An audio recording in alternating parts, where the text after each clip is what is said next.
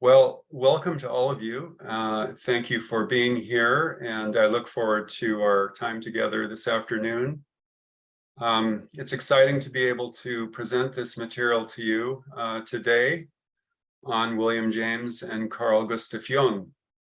I'm going to start with a basic principle from William James's 1890 work, The Principles of Psychology, where he said simply that psychology is to be treated as a natural science. So if you keep that in mind, as we proceed, it will become clear to you that the foundations for our field of analytical psychology really owes a great tribute of thanks to the works of our American psychologist, William James, the third president of our American Psychological Association. So the first part of my talk today, presentation, will be mostly on James's work, since most of us, I think, are more familiar with the works of Jung than we are with James. That may not be true for everyone, but at least for myself, it took some time to develop the philosophical attitude necessary to wrap my mind around this great thinker. So put on your thinking caps, because we're going to be delving into not only the philosophy of William James, but his psychology. And so you have a little background on him before we begin. He was both a professor of philosophy and psychology at Harvard University. And he came to the realization, I think, very early on, that psychology was to be treated as a science. And that stayed with him for the rest of his life. Although, as you'll see, his ideas became progressively more and more religious as he aged. So I'm going to go ahead and start with my presentation now. It's a PowerPoint. And start from the beginning here. This is the picture of my book, published in 2020 by Analytical Psychology Press. And this is a picture of William James with his dates. He was born in 1842. Oh, we're not seeing the slides, Stephen. Aha, thank you. Okay.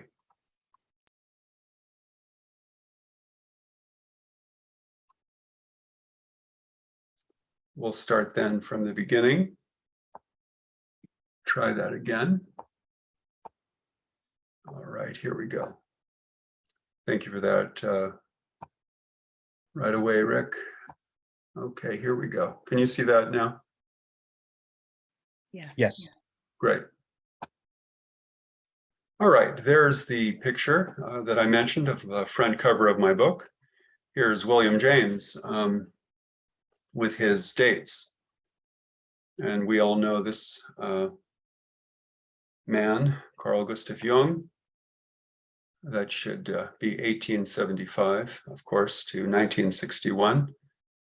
Now, what I did for you is put together a couple of diagrams to give you, from the beginning, a sense of the scope of possible lines of influence on Jung's ideas. And I'm just going to go through those with you.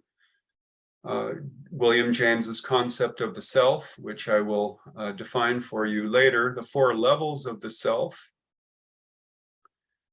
his work in neuropsychology and the functions of the brain, the limits of knowledge, his work on consciousness, for which he is still studied today, parapsychology, which he shared as an interest with Jung. The two kinds of thinking that we find in Jung's 1912 work, Symbols of Transformation, is the opening chapter where he tributes James with that idea. Pragmatic philosophy, the fields of consciousness, the devoutness of our scientific temper or attitude, that there's a religious dimension to our scientific postulations of ideas. The theory of types, different psychological types, which I'll talk about later, theories as instruments. James's theories on instinct and emotion, the James Lang theory of affect, the idea of the human psyche as a whole, psychic energy, the idea of psychic objectivity, which was very much something that Jung wrote about as well. Detachment as an attitude of the researcher or of the empirical psychologist. James himself, of course, was not a analyst. He was not a therapist and did not see patients. He was primarily a researcher and a writer and a professor of philosophy and psychology. The idea of the religious function of the psyche. This is James's idea. The idea of the rehabilitation of feeling. This also is something James can be attributed with. The subjective bias of the researcher, pragmatism, the word transpersonal, which James coined in 1906, psychic reality, which I'll talk about later, as it relates to modern physics, pluralism, the infinite extent of the human psyche, which, as you'll see, was something that Jung adopted from James. Nicht als in German, which means nothing but, the reduction of ideas or principles to a kind of fixed idea. Spiritual democracy, which I hope to get to near the end of my talk, to also relate this to contemporary events and what James's and Jung's solutions were to the problem of democracy.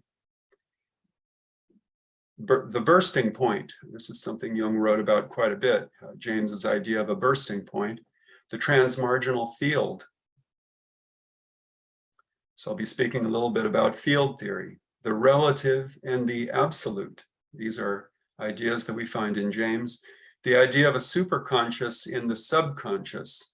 It's important to note that James used the term subconscious and not unconscious.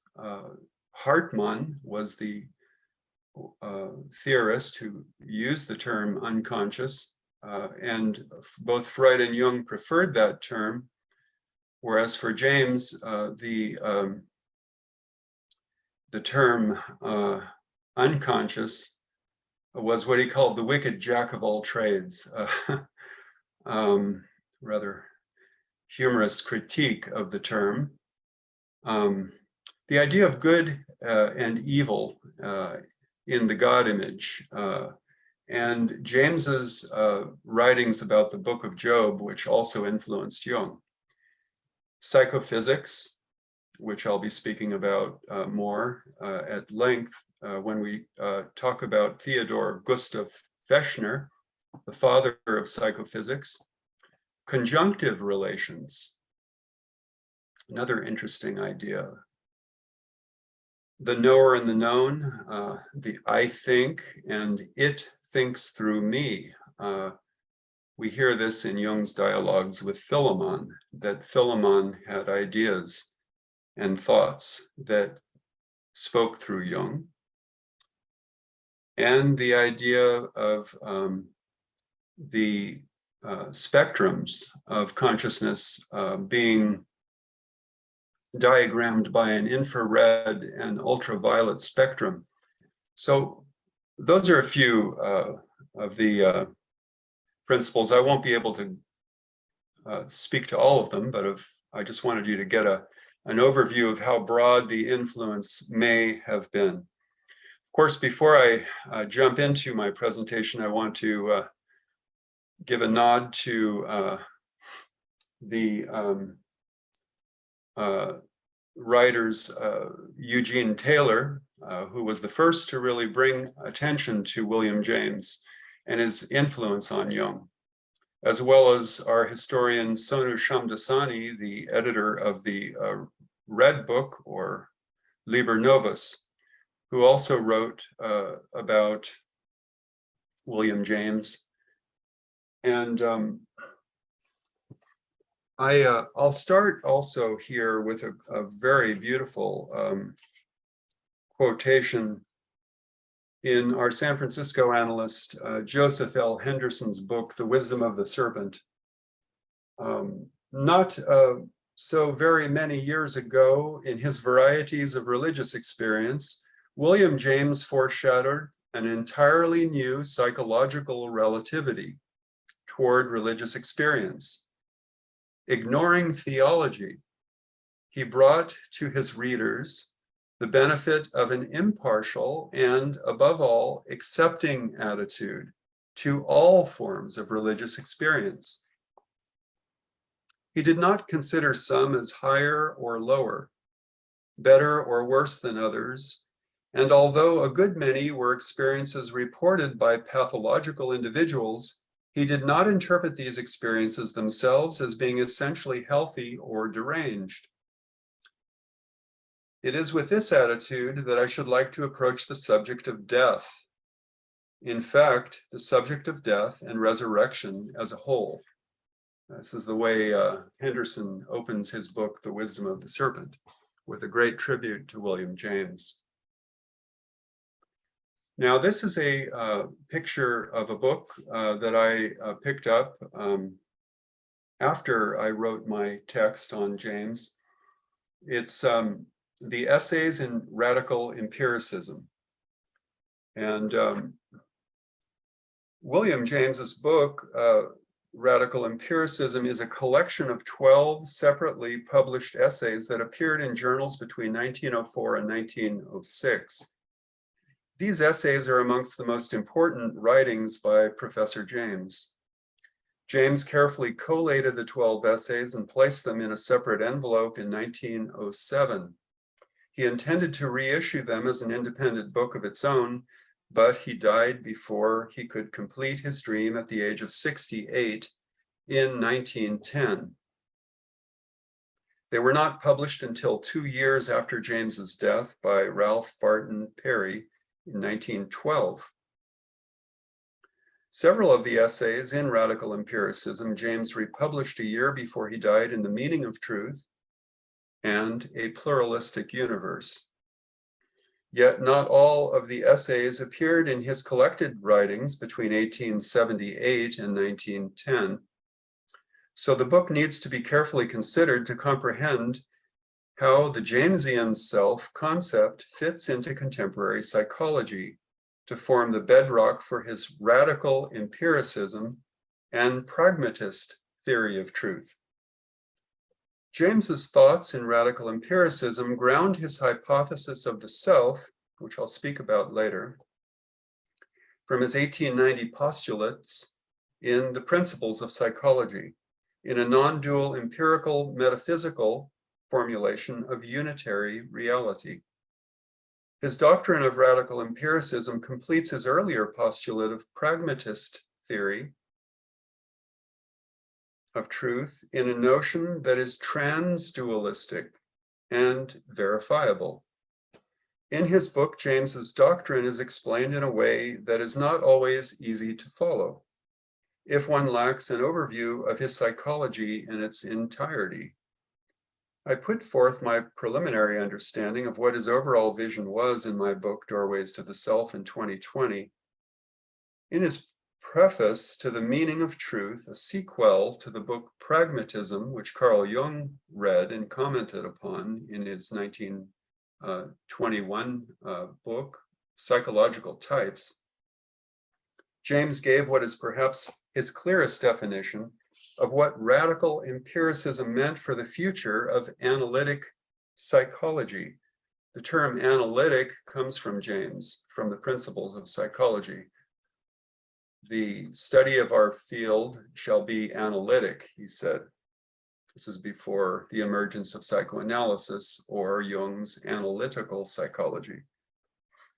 So Jung took, of course, some of James's ideas forward, and I've diagrammed here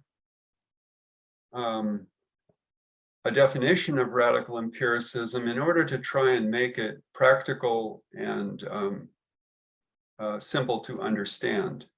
It consists first, A, of a postulate, B, of a statement of fact, and C, a generalized conclusion.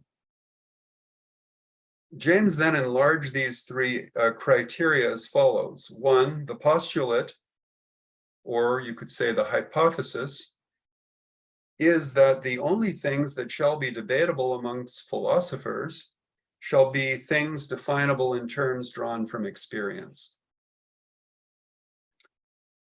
Two, the statement of fact is that the relations between things, conjunctive as well as disjunctive, are just as much matters of direct particular experience, neither more nor less than the things themselves.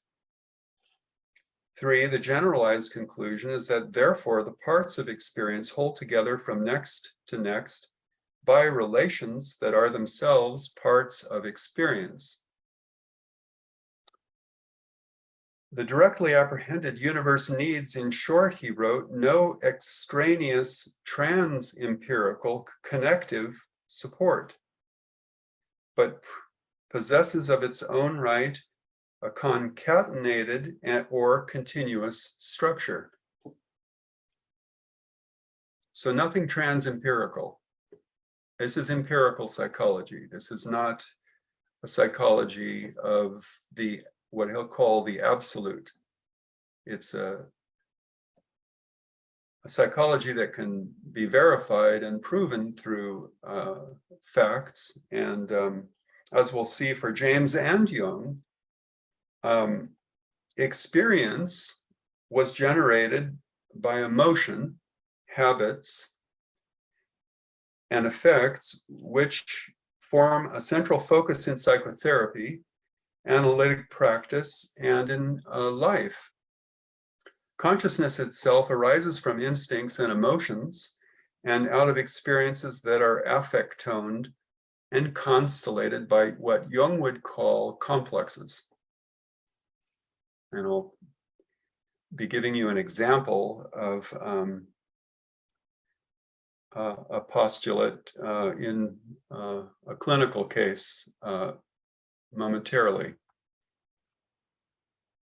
So we heard about disjunctive and conjunctive relations that make one world. Now, what does that mean in practical terms? Well, let me see if I can help us understand this as practically as I can. The continuous structure is the function of human cognition. James was a researcher into what he called the streams of consciousness. The streams of consciousness are continuously going on within the subconscious mind, he postulated. And how to access these streams was the central aim of his psychology. The great obstacle to radical empiricism being accepted as a general theory of truth in philosophy or psychology at the time was rooted in what James called the rationalist belief that pure experience is immediately given. And what was evident in the philosophy of the time was that all disjunction and no conjunction was being looked at. and that to make one world out of this separateness, one world out of this separateness, we've heard that in Jung's writings, the unus mundus, a higher unifying agency must be there. Okay, what is this higher unifying agency he's referring to?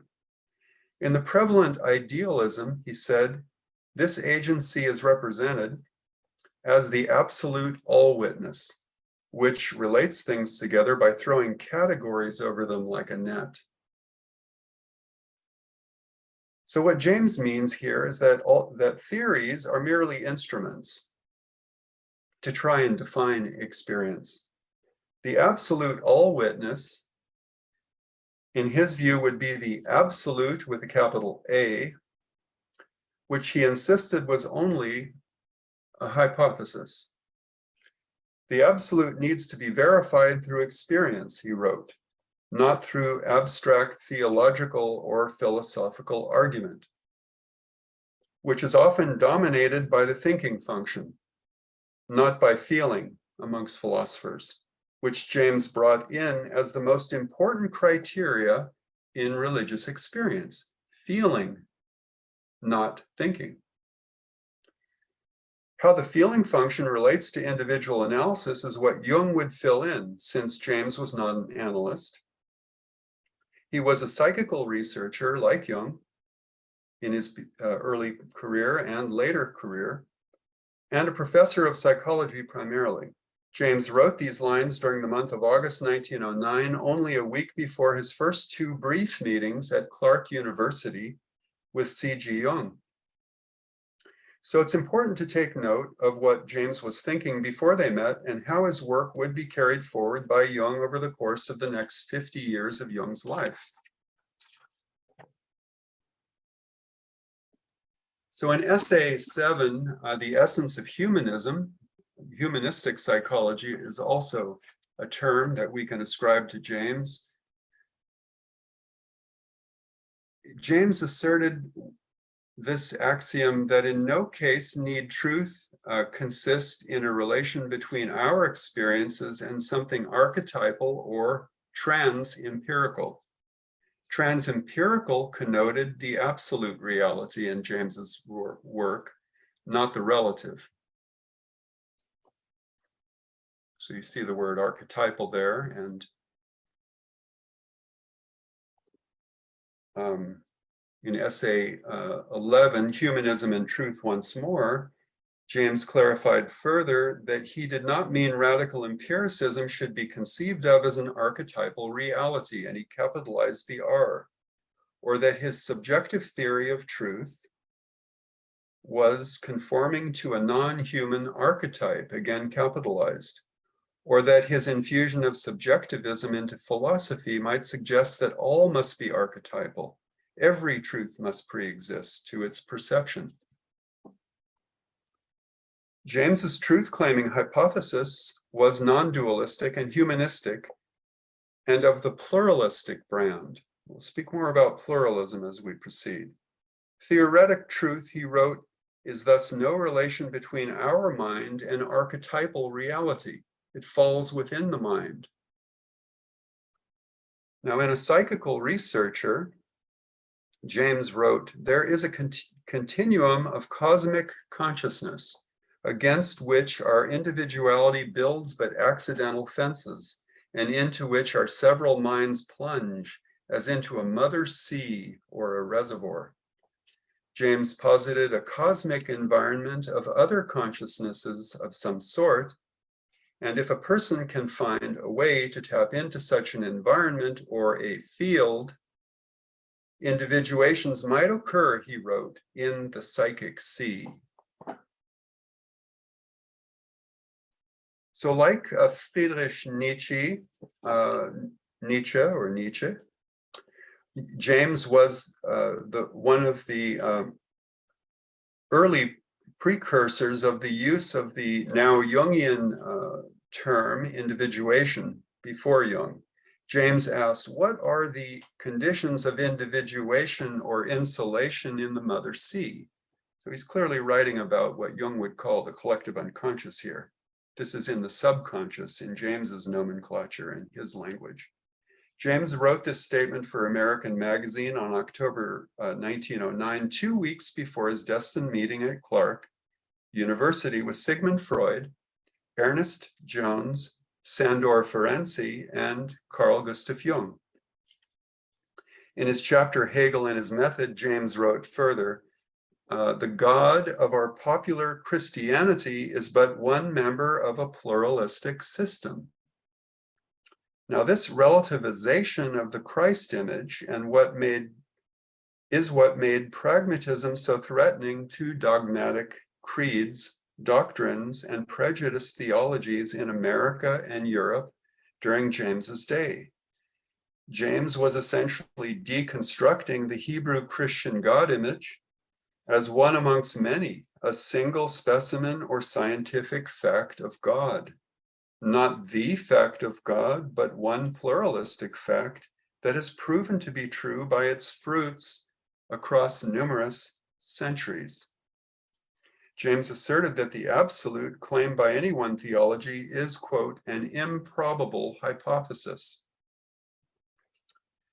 James believed he had evinced sufficient evidence to posit that in a post-Hegelian world, and Hegelian, of course, refers to Hegel, the great German philosopher, of pure phenomenal experience, where the only way to verify a theory is through a provision of empirical facts, that it is time to, quote, let the absolute bury the absolute, and seek reality in more promising directions, even among the details of the finite and immediately given. Now, who are some of the influences on William James? Well, certainly this man, who happens to have been Carl Gustav Jung's mentor in Geneva, Switzerland, Theodore Flournoy. Now, William James was a personal friend of Flournoy's and visited him in Geneva many times. I won't be able to get too deeply into James's biography, but it's important to know that James was schooled in Switzerland.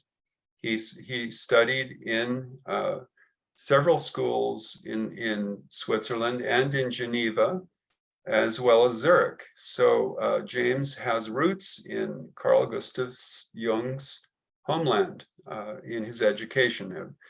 He began his studies there at approximately the age of 13 and met Flournoy at a psychical convention in Paris, and then they became good friends and corresponded.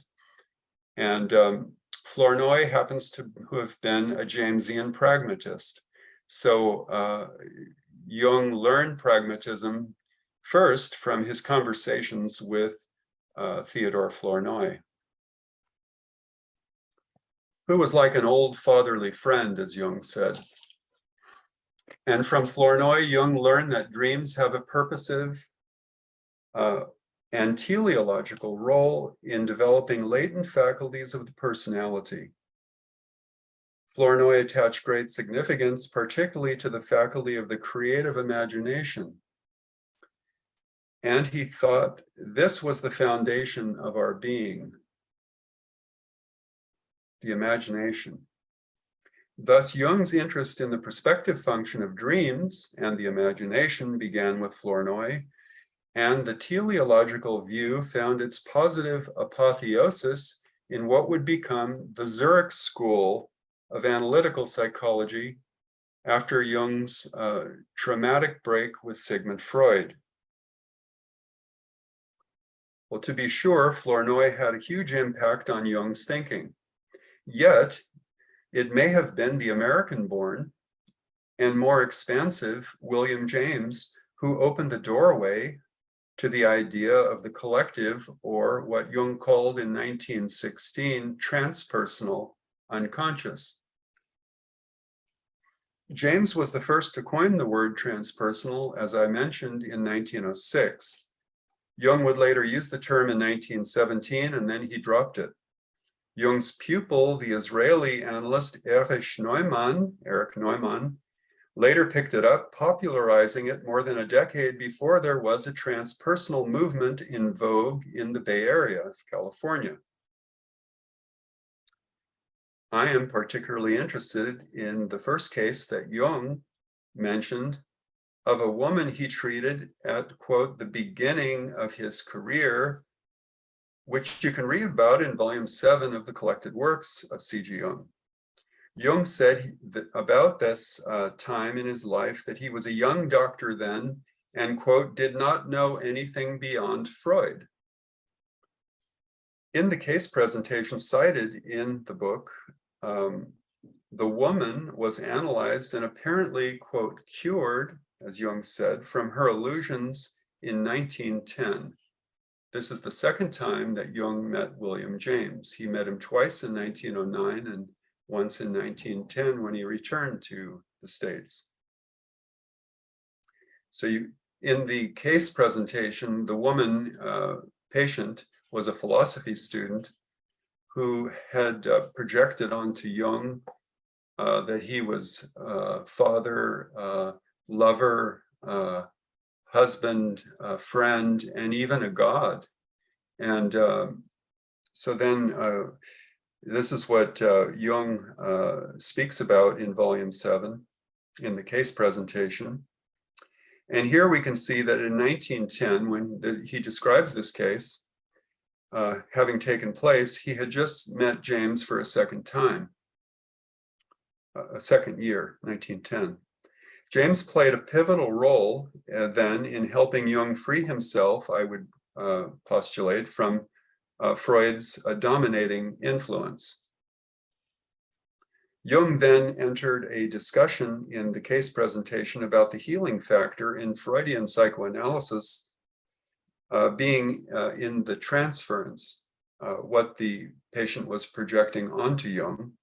Well, for Jung, he said, it was not only the working through of the parental imagos or images, the mother and the father images and lover and husband and everything else she projected, but, quote, the resolution of the transference that mattered most, resolving the transference through the development of what he called, quote, a transpersonal control point, or a guiding function. So there you see the word transpersonal in Jung's writings, rarely used, but as I said, first coined by William James, with the teleological goal in the unconscious, which can be studied in dreams, and the gradual awakening of the patient's own awareness of God inside herself.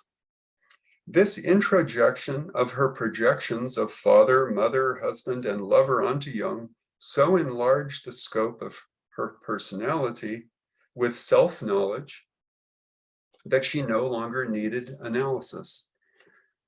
As Jung says, her neurosis was simply cured.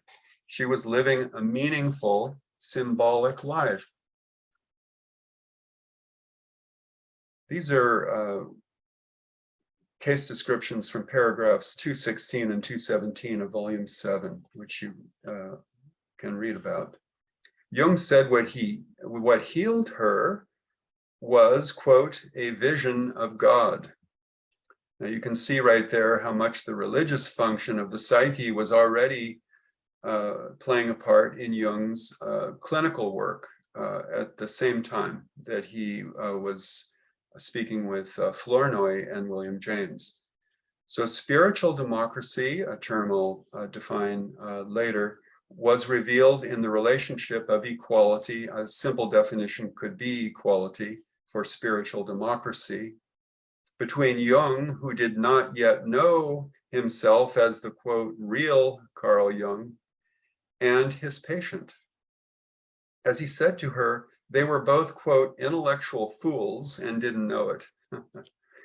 So spiritual democracy is the equality of all people, all colors, all races, and you will see this theme of the interconnectedness of the self and the other, self and nature, self and cosmos, repeated throughout all of their works.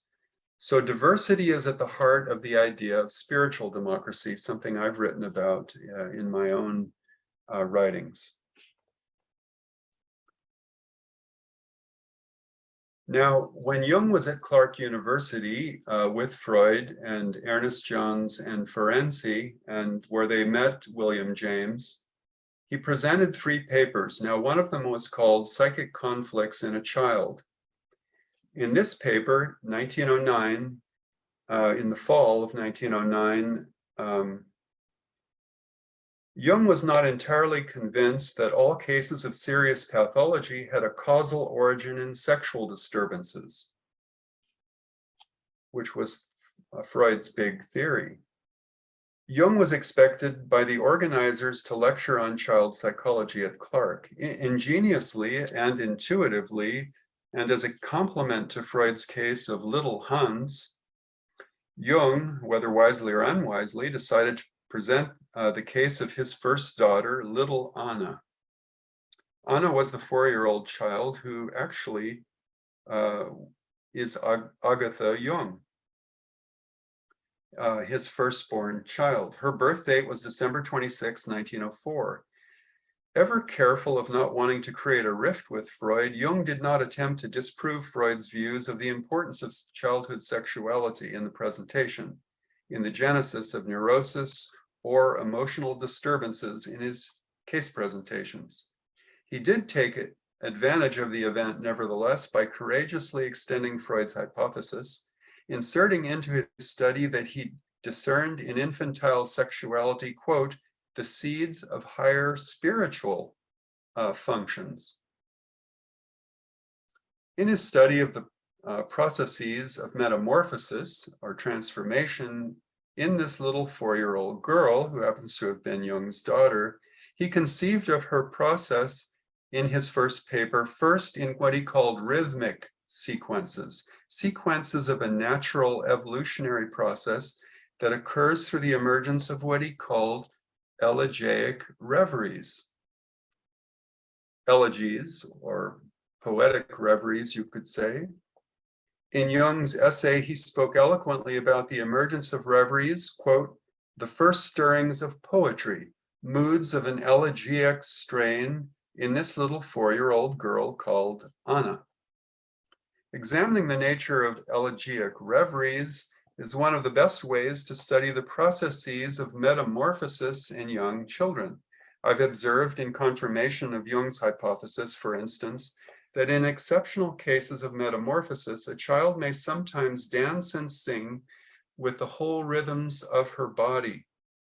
There's something transpersonal about elegiac reveries, some sonorous quality of speech patterns localized in the voice, which I've sensed on a few occasions while interacting with such musically attuned children. Typically, in Jungian child psychotherapy, such movements are accompanied by bittersweet emotions of sadness and joy. Jung conjectured that these reveries arise.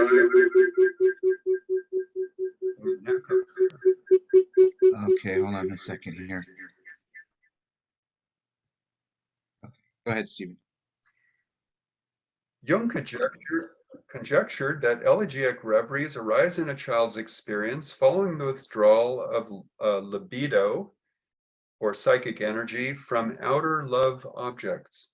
When the libido no longer attaches itself to these outer love objects, when a child feels rejected, left alone, or abandoned, she may withdraw into herself and activate structures of emotion, sound, and reveries latent in her unconscious.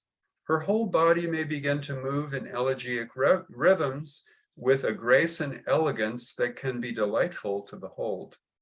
In Jung's words, these reveries express, quote, the fact that part of the love which formerly belonged and should belong to a real object is now introverted. That is, it is turned inwards into the subject and there produces an increased fantasy activity. Now, this is all put forth in his 1909 paper. So Jung's hypothesis included references to what he later would call, in his Symbols of Transformation in 1912, a chrysalis stage of development between the ages of 3 and 5. And I had the good fortune to have witnessed in a young 5 to 6-year-old girl this exact phenomenon Jung was writing about. And I have some pictures I can show you of how her spiritual self morphed from this chrysalis stage into a butterfly. This is the case of Claire, which I published in the Sandplay Journal. And here's the picture of what she called the rainbow goddess. It's a self-portrait of herself, Claire, as the incarnation of the goddess she began dreaming about at age 4. And the goddess would speak to her. It was, as she described it, a rainbow goddess. And there you can see her musical instrument with letters or musical notes rising up out of it. And there are also the colorful stars. Her mother was Jewish and her father Christian, Catholic, and from South America, and she had gone through a very painful and traumatic divorce between her parents, and was not seeing her father regularly and missed him dearly. And I think her picture speaks for itself. You can see in her hair the rainbow colors, and I'm going to be speaking about this a little bit later. This idea of the color spectrum, as I mentioned earlier. Well, here is a picture that I found of a painting by Michel Corniel the Younger of Iris and Jupiter, painted in 1701. And I'll speak a little bit about Iris momentarily, but she was known in Greek mythology as the goddess of the rainbow. So I thought that was an interesting coincidence that I found this, because as you'll see, Iris and Jupiter became part of her sandplay work. Now here's a picture of an experience she had. James talked about the importance of experience, of what she called the girl who died during the psychotherapy process, you could say, and the grieving, the loss of the united pair, you could say, in her parents' marriage. And something that emerged from her, and you can see this emergence. She's approaching 6.5 here, approaching 7. There are 7 butterflies, and the 7th butterfly, the yellow one there with the yellow dots, but it's rather colorful, and it's coming out of her chest cavity area, you could say, as an emergence of something that's happening at a very deep instinctive and emotional level. She was presenting with fighting and acting out behaviors at school. She was in rage states when I began treating her, and then began to really come to alive, and all of her joy just began to emerge. And here you see the flight, as she said, from a dream she had when she began her therapy, of the butterflies to Jupiter. In her dream, there was a small little caterpillar that crawled on a postman's shoe and was transported to a branch. There became a chrysalis, and then a butterfly, and the butterfly flew to Jupiter. So I wanted to remind you that here in this picture I found, Iris is depicted here with Jupiter. Now, a goddess named Iris personified the rainbow in the mythology of ancient Greece. Most works of art depicted her either in the form of a beautiful rainbow or as a lovely maiden. She wore wings on her shoulders and usually carried a pitcher in one hand.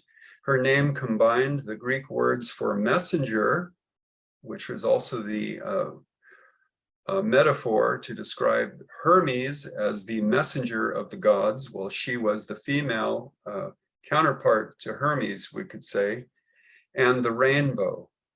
And it signified her dual role, her dual aspect.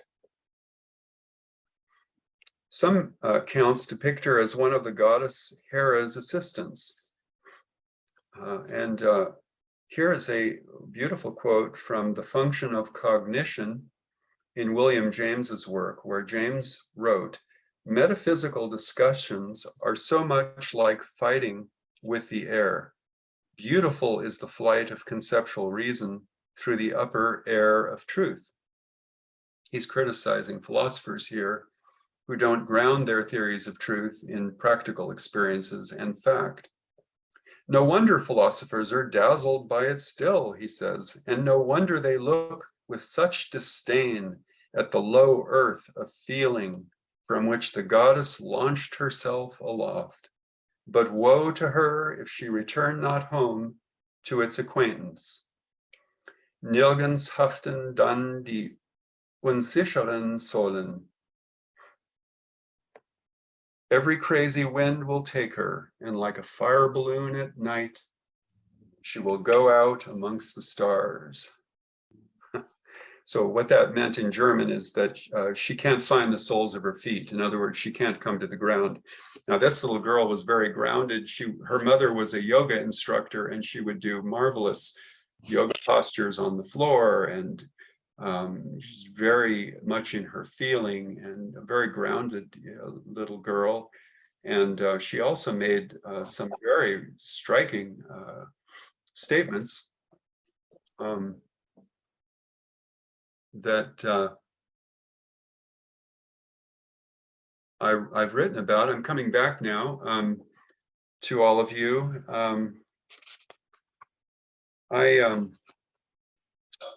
I had written out an additional couple of pages here about William James's dreams, because I had left it out of my book, and it's very important to know that William James was very interested in dreams.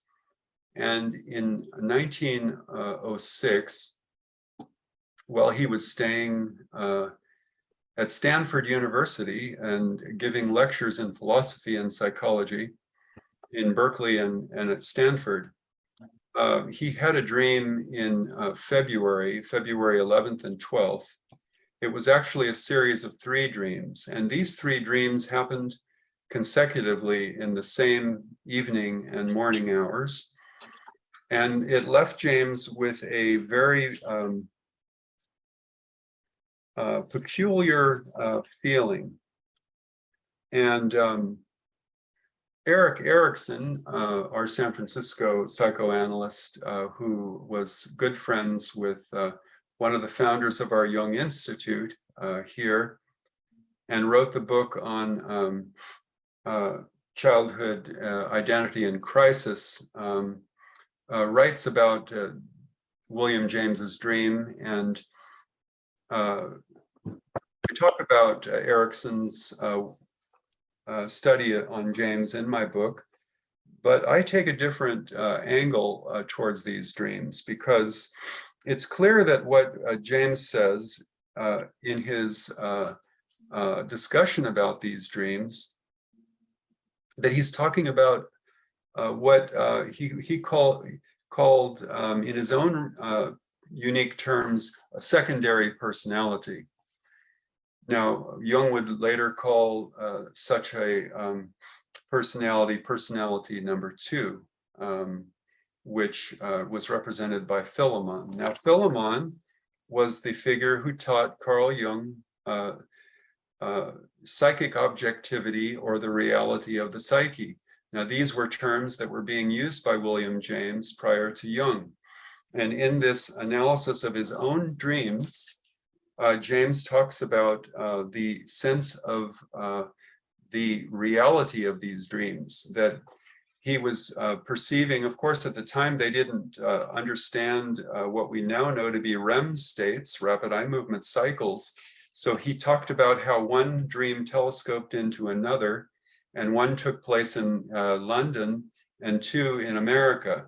But from my own reading of the dreams and James's analysis using what he called the Fechnerian wave metaphor to talk about these waves of consciousness that are occurring as we're sleeping,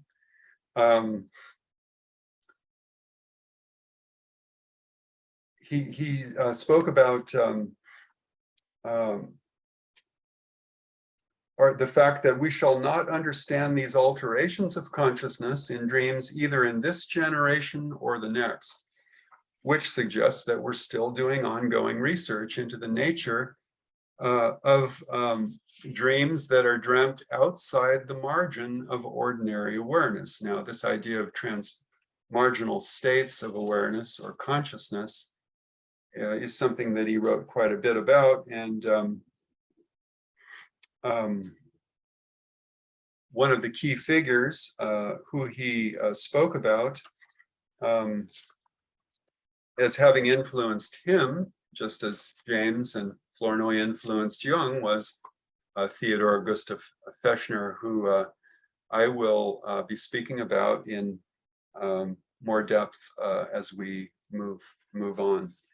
So that ends my first part of the presentation. I want to open this up to an interactive dialogue, discussion, questions, and answers. We can take 20 minutes to do that. So Rick, if you would moderate this part of the presentation, that would be great. Sure. So if you want to pose a comment or a question, please use the raise your hand function from the reactions button in the bottom menu. That way I'll be able to see your hand and call on you and ask you to unmute. Can you just say that one more time, Rick? Yes, if you look at the menu at the bottom of your screen to the right, you'll see a reactions button, and there's a big button that says raise your hand. That lets us know that you want to speak and puts you in the queue to be called upon. And then I'll ask you to unmute.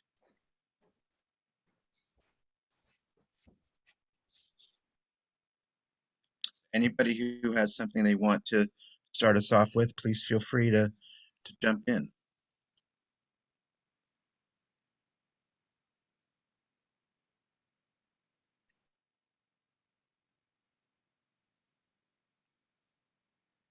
You can also post in the chat if you don't feel comfortable speaking. I'll be happy to read your comment or question to the group.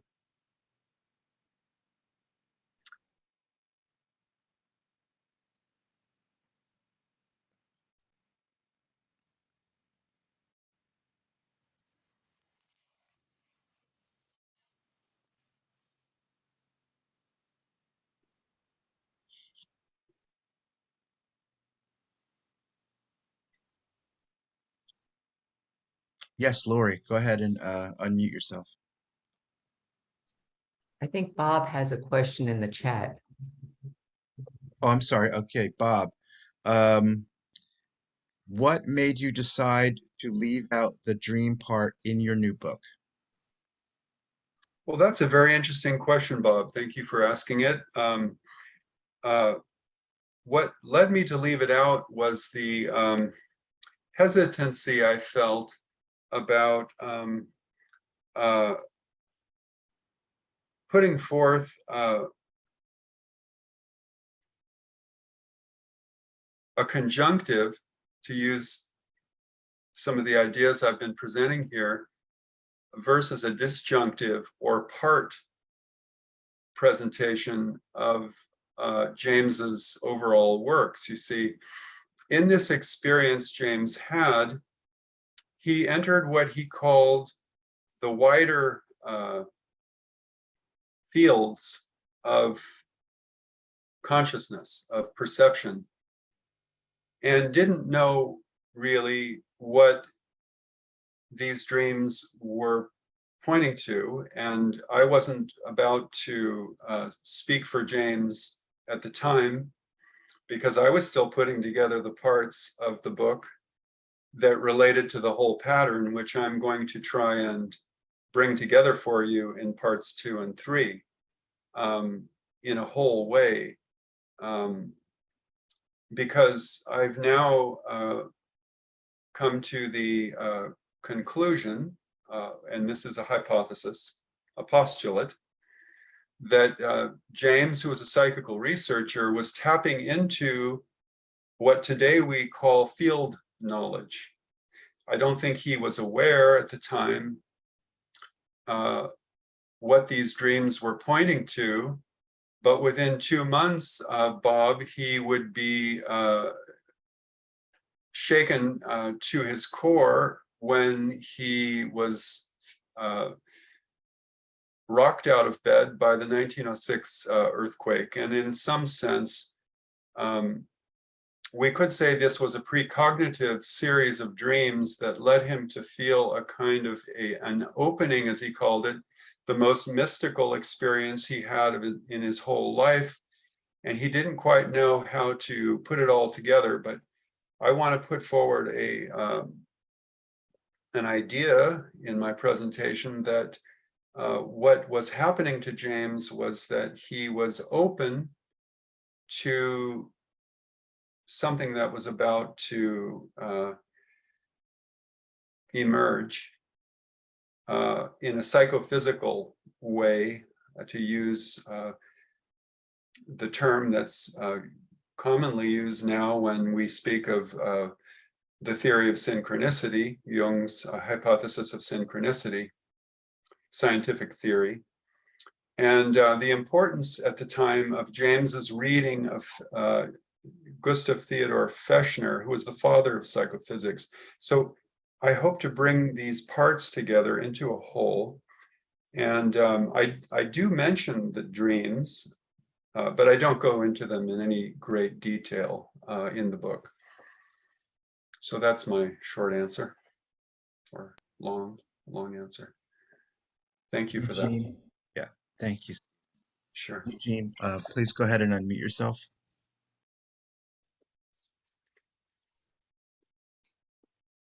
Good morning. I guess I'm wondering in the first part, I guess two different ideas. Mhm. One is, what is the big takeaway that you are trying to put, out to the group from the first bit of your lecture? I mean, what's the key? I've been reading along, but there's a lot of detail. Yes. So I'm just wondering what's the big picture of it all. And I guess secondly, I was kind of wondering, sometimes it seems you're talking about the transpersonal, and then other times you're just talking about the more interpersonal kind of psychology. I'm Mhm. not quite sure the distinction for James. Thank you, Eugene. I think that for James, everything was personal, because it had to be experienced through the subjectivity of the individual and through the various selves, which I will describe in the next section, that make up the human personality, that all we can know is what we experience. And this experience that I stress as central to James's philosophy as well as his psychology is the main thing, the importance of personal experience. For instance, Eugene, in rereading the opening 2 chapters of the Varieties of Religious Experience today, published in 1902, just as I was preparing, James uses the term personal religion in chapter 2, and he mentions that several times. In other words, what analytical psychology, where analytical psychology, Carl Jung's psychology, as an empirical science began was with the psychology of personal experience. So the way in which the transpersonal enters in is through the broadening of the fields of consciousness to include in the margin of the personal awareness, the transmarginal field that is much wider and much broader than what we typically experience. And the importance of bringing the dream in that I mentioned from James is that James did not begin with dreams as the primary data of scientific investigation like Carl Jung would. In other words, I'm trying to show how Jung picked up the threads from what he read in James and then took them much further into a much broader theory of analytical psychology that encompasses the whole selves that James had postulated. And I will, as I said, mention what those four selves are in the next talk. So I hope that helps clarify a little bit. The takeaway in brief is that analytical psychology begins as an empirical science and as a study of the psychology of experience that includes everything from instinct to archetype, we could say.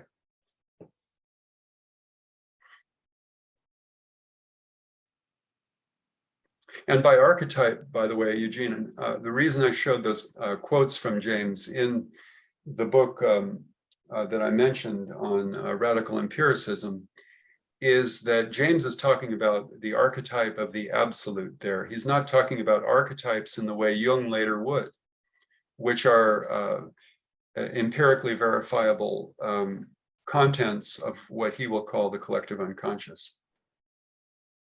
And dreams and imagination are the primary data to investigate the archetypes that become personalized, like such as the little girl who you could say embodied the rainbow goddess from her dream. She incarnated the archetypal image of Iris. I hope that's clear. Can I ask a follow-up on that? Mhm. When you say she, I guess she used the term rainbow goddess, and when she was, That was the term she used for the dream. Mhm. so the part where you got it from Greek mythology was something that you were aware of from This Greek. is what Carl Jung called the method of amplification as opposed to free association. In Jungian analysis, Jung said that free associating to an image can take us around and around the sterile circle of complexes. You know, we can talk at length about her mother complex, for example, that, you know, her mother was a yoga teacher and she was Jewish. You can see a lot of the personal aspects of her experience in her portrait of the rainbow goddess, but she really tapped into a transpersonal, you could say, or collective archetypal image. And by illustrating it or amplifying it with a Greek story or myth, then it broadens the significance of it to show how even children are beginning the individuation process at a rather young age. And I'll speak more about that later, because my reasons for bringing up Jung's daughter and the child case at Clark is that these transpersonal experiences, I think, really do begin in childhood. It certainly did for William James, as I'll mention later when I talk about his influence in early childhood, as well as for Carl Jung, who had a dream at the age of 3 that set the pattern for his whole destiny. Interesting. Mm-hmm. So might that it show? It would show up in a maybe similar. Let's say this picture she gave you Yeah. and she was from a different culture. Let's say she was Chinese, or she was African American, or she was American Indian. Yeah. Would you just basically, I assume you're taking that from your own cultural understanding, the Greek, which I have no problem with, but I guess you translate it into another system if the person was from a very different group. Mhm. Well, she, as I mentioned, her father Yeah, she's mixed race. I got that. was from South America, and she had, so the cross-cultural issues were the Jewish and the Catholic, but also you saw, as in my story, that she also was very much into yoga. She also looked at me at one point while crawling on the floor and told me that she was the eye of God. Now, this is, you could say, a very metaphysical statement from a child. We hear it in the works of Meister Eckhart, the great 13th century theologian, Dominican, who said, my eye and God's eye are one eye, one consciousness, one being, and one love. Now, this idea, you could say, that the little girl mentioned, I don't know where she came up with it, but I was certainly surprised when I heard it. And she was in a state of delight when she told me, and with a big smile on her face, crawling on the floor like a snake, as she was saying when she said it. So it was very, very interesting. When we think about children, we often don't think about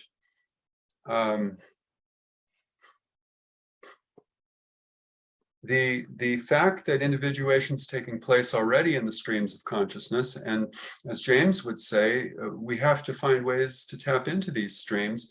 Now, most of these reveries or memories are forgotten.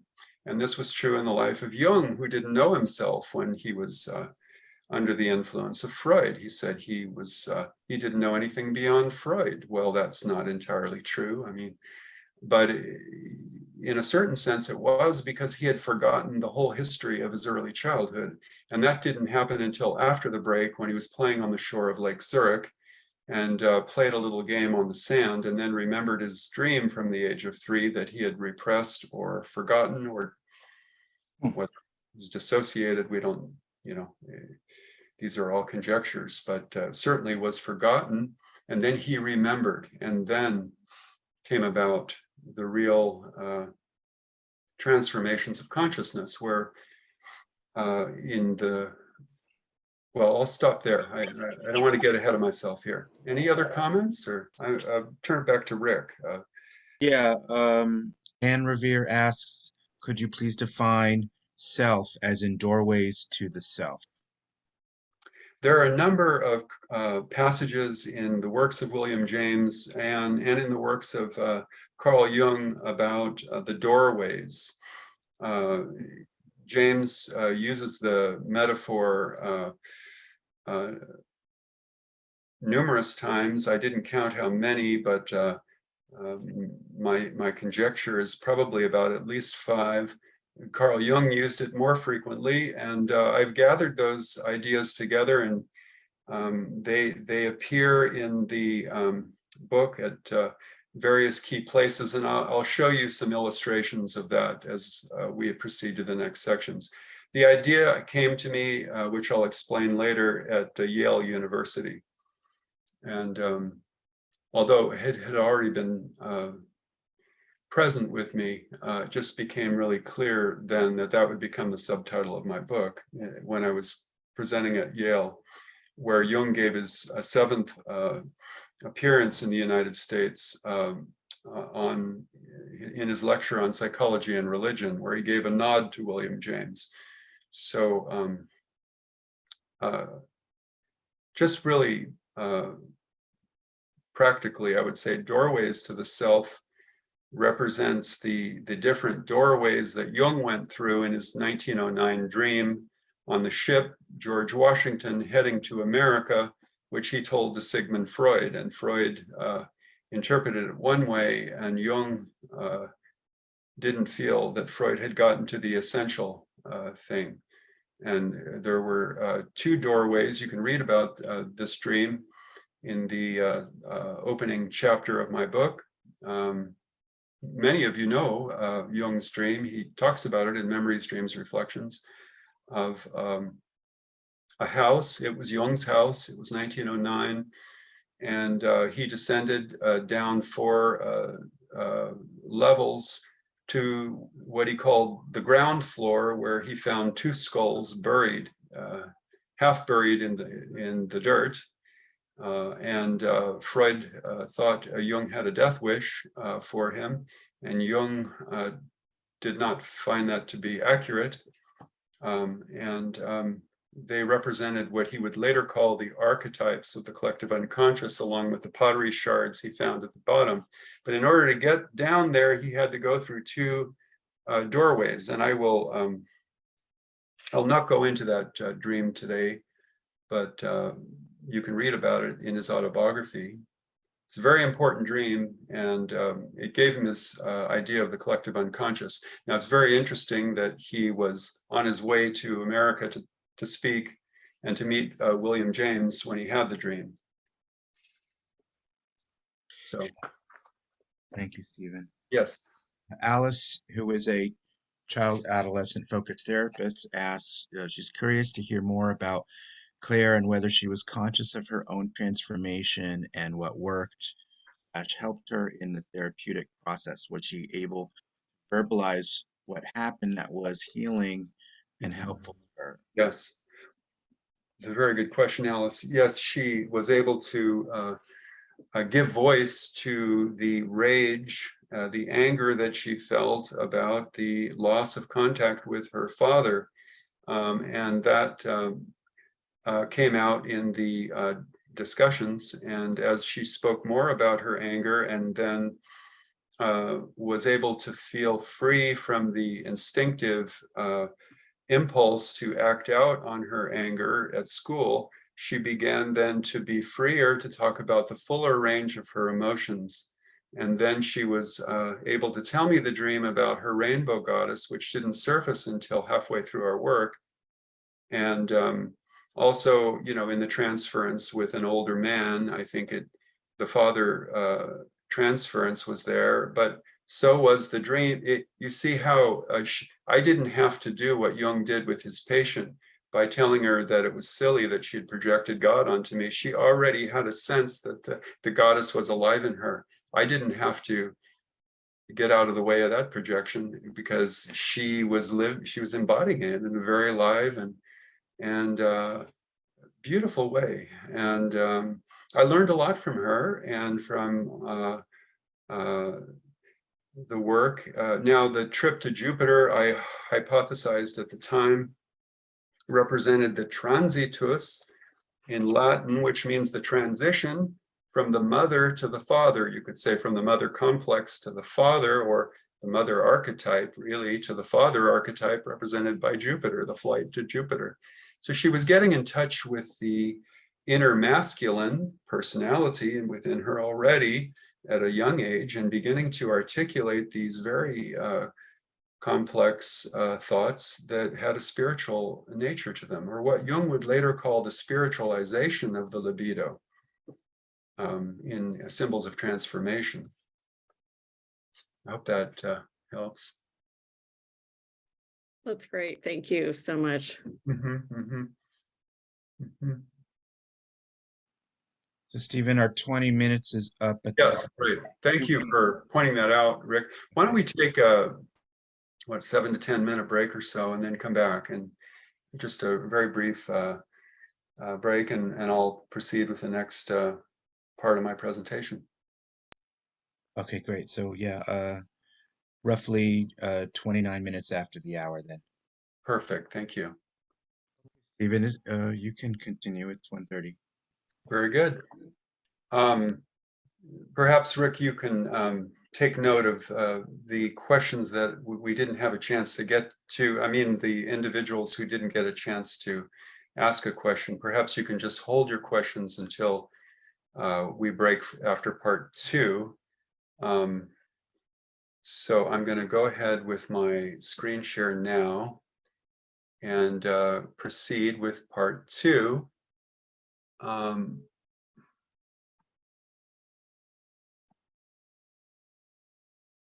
So now we're getting into the heart of some controversy. Why is William James so important now, and why are we only now beginning to have a presentation like this in our institute on William James? There may have been in the past, and I just don't know about it, but in my 25 years participating in public programs, have never seen one on William James. Well, let me just say that the work by Eugene Taylor really began to come to our awareness in the early 1990s. And then Sonu Shamdasani picked this up in his books and put forward what he called a hypothesis that we had what he called a Freudocentric view of Carl Jung's works and of his own life.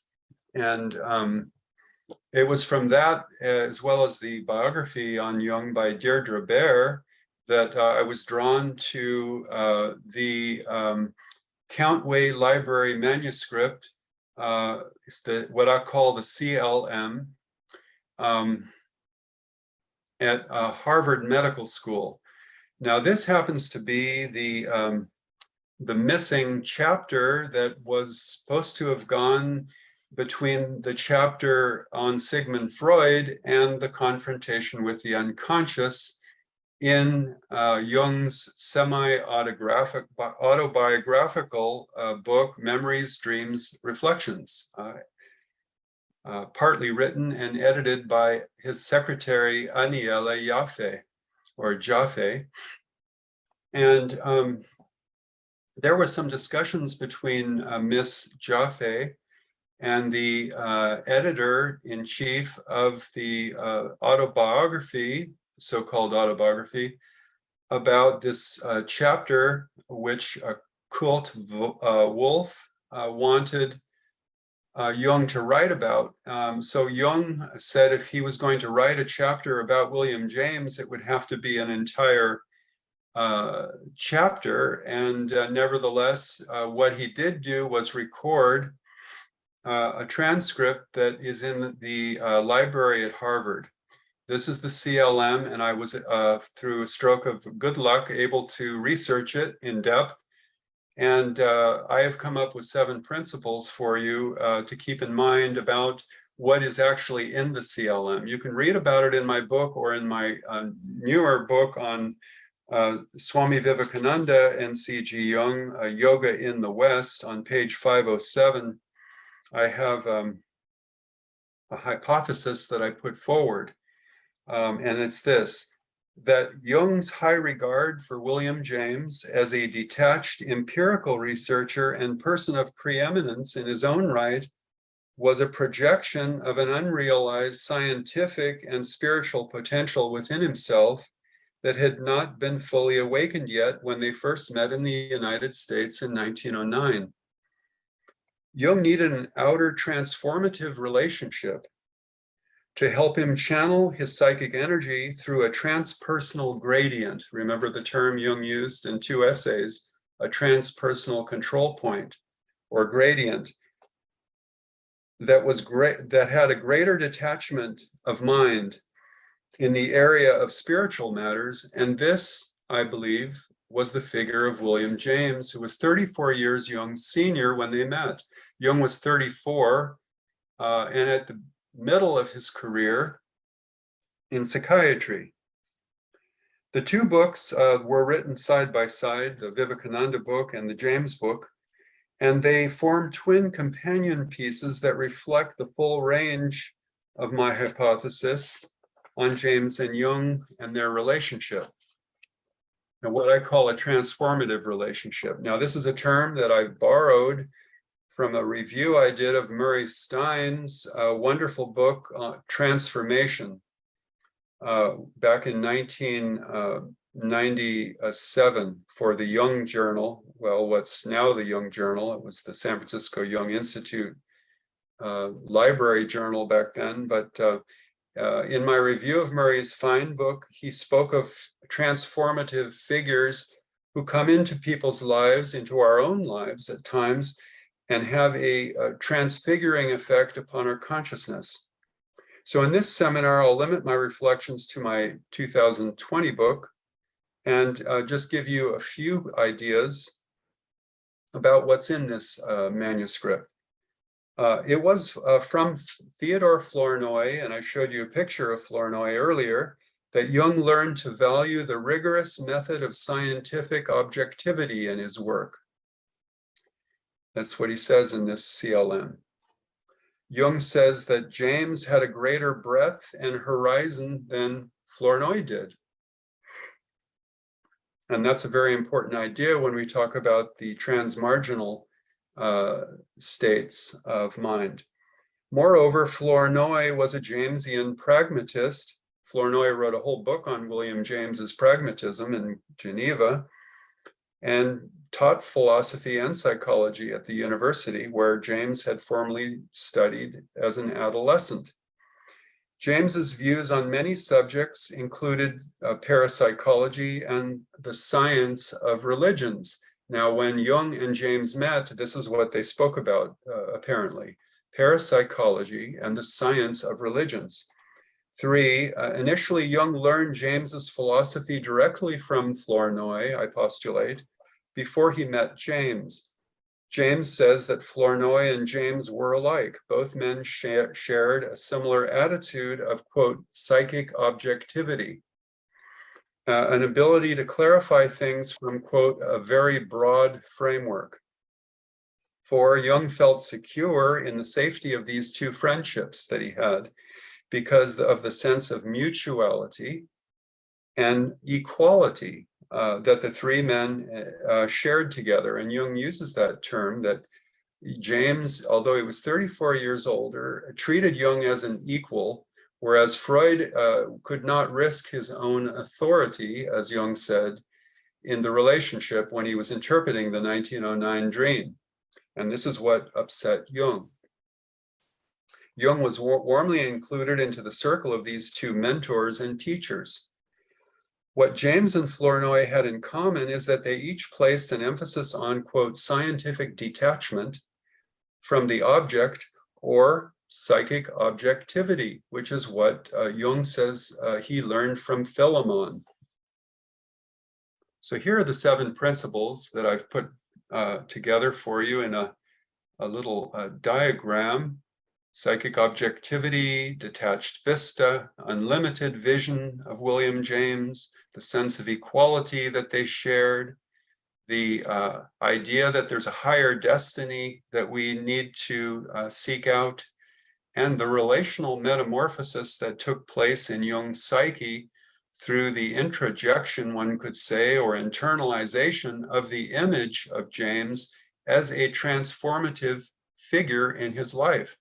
And this led to 7, some spiritual sense of independence from Sigmund Freud. So I hope that gives you an idea of what's in that manuscript. And it really should have been in Memories, Dreams, Reflections. And as a result, as Sonu Shamdasani has said, we were left with a Freudocentric view of Carl Jung. Well, here, this is a picture of a wampum belt by the Iroquois chieftain, or from the Iroquois chieftain, Hiawatha, who was the leader of the Iroquois Confederacy that led to the peacemaking between the 6 warring tribes of the Federation. It just so happens that Jung's second book, Symbols of Transformation, was a meditation on the visions of Miss Frank Miller. That was her pseudonym. And to amplify the meaning of her images, Jung meditated on the myth of Hiawatha. So you can see Jung's remarkable intuition already. And this happens to be the foundation for our spiritual democracy in America, you could say, because Benjamin Franklin, George Washington, and other founding fathers were in dialogue with the Iroquois elders during the establishment of the foundation principles of what we now know to be our Declaration of Independence and the first principle of our Constitution, which is the freedom of religion. And that is evident in the Iroquois symbol of peace, which is symbolized by the white pine tree in the center and the tribes represented in the Confederacy. So I included that in order to point out that Jung was very influenced by the poem by Henry Longfellow, who wrote his poem Hiawatha in 1855. The same year, Walt Whitman published his American masterpiece, Leaves of Grass. So in the preface to my book, I say that Jung's psychology of the self and its relationship to the American mind is what we'll be looking at. And today, that's what I'm going to be speaking about in part 2, how it relates to the present and future. Jung in America, I say, is also James's psychology in Jung's mind, and how it helped to shape his thinking about the self from his home base in Küsnacht, Switzerland. Now, this is another important figure in the history of American psychology, Ralph Waldo Emerson, the father of American transcendentalism. He happens to have been the godfather of William James. He was a very good friend of James's father, who had studied at Princeton in the field of theology, and later left Princeton to write his own books. And they were very much inspired by Emanuel Swedenborg. And Mr. James, Henry James Sr., happens to have been the very good friend of Ralph Waldo Emerson. And in James's house when he was growing up, there was a room with the name Mr. Emerson on it, where Emerson would sleep at night and dream about the future natural theology of America. This happens to have been at the same time of the birth of William James. As I said, 1842, Emerson blessed the baby at his birth. So you can see the influence in his childhood of a transformative figure who would alter his life in a very profound way, particularly when he rediscovered his what we could call religious foundation as an American. So I say that the real myth of America, the one for which we're destined, only began to emerge in the late 1830s and 1840s, when Ralph Waldo Emerson began to speak about the grand, quote, feeling which the geography of America inevitably inspires, and of a selfhood distinguishing America's own natural theology from Europe's mainly Christian religion or that of any other nation. Now, William James was 2 at this time, he was still a toddler, and he was visiting the James family, and little William was probably beginning to dream in the room next to him as well. In the 1844 essay entitled The Poet, Emerson asked, "Where are the American writers who could give rejoinder to the, quote, great questions affecting our spiritual nature? When would our nation realize the spiritual religion of the future? Where was the great genius who could carry the myth of the American self?" And there was a concept of the American self postulated already by the Puritans, which I won't go into, but I do in my book, to apotheosis in the States. Well, we know for a fact that one person who would take it forward was this man, Walt Whitman. And he is the one who I credit with having been the author of the idea of what I call spiritual democracy, the third stage of democracy in America. He said there were three stages. The first is the economic stage, followed by the political stage, and then would come the religious. I prefer the term spiritual because it's more in line with contemporary thinking and also with the Jamesian and Jungian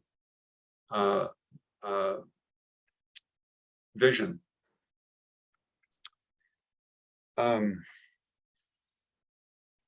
This is another important figure who influenced James. This is Richard Maurice Buck, the author of the book Cosmic Consciousness, published in 1900, where he said that Walt Whitman was the greatest example of cosmic consciousness that the world had known. He happens to have been a disciple, you could see he was a bit biased, of none other than Walt Whitman. He was a psychiatrist in Canada, an important figure in, you find James's references to Buck in the Varieties of Religious Experience which Carl Gustav Jung read. Now, this is what Jung said in 1936 when he was lecturing at Harvard University. It was James's far-reaching mind which made me realize that the horizons of human psychology widen to the immeasurable. And by immeasurable, Jung meant boundlessness, spaciousness, or the infinite expanse of the human psyche, the cosmic dimensions of consciousness.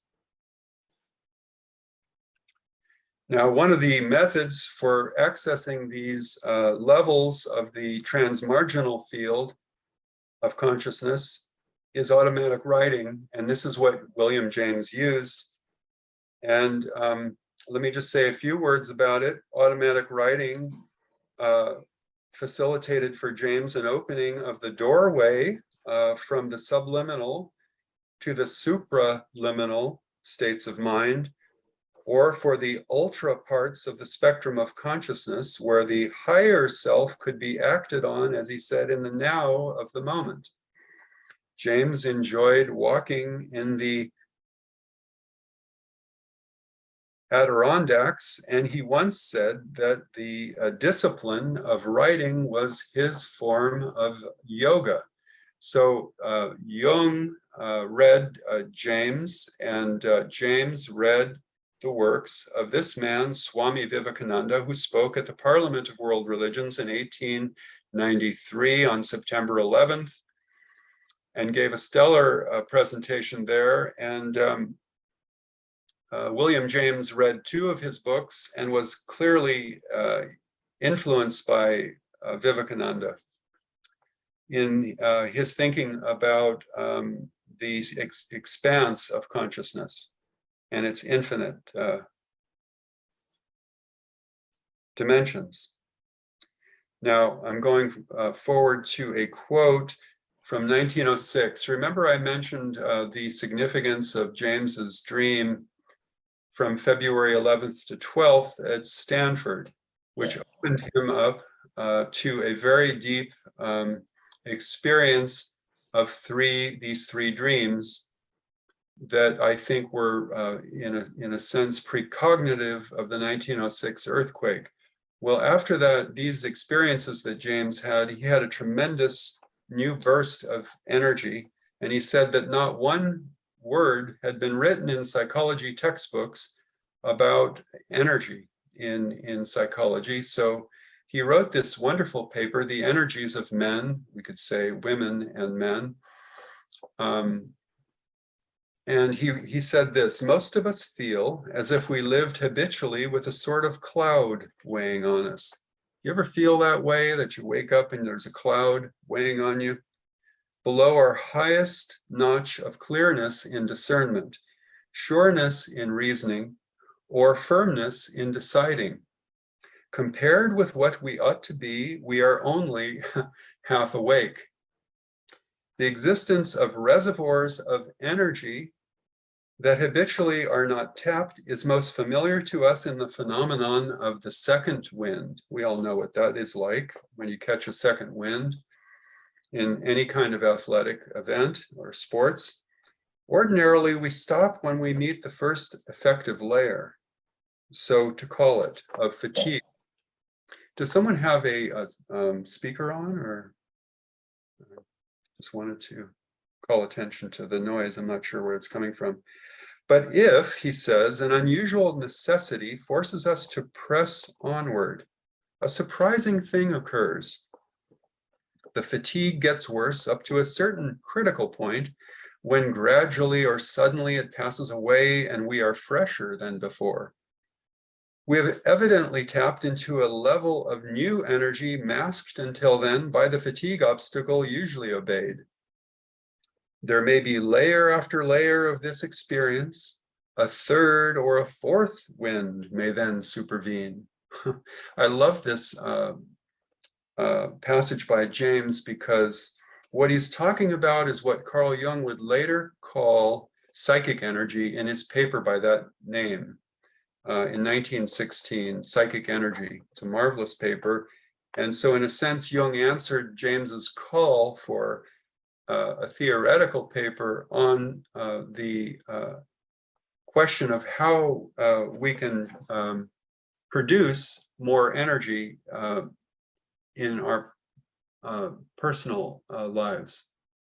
Now, this is a little diagram I drew up of the four winds that we can catch at times when we're not under the cloud. It weighs on us often, such as is so common today with what's happening in our world, troubled world.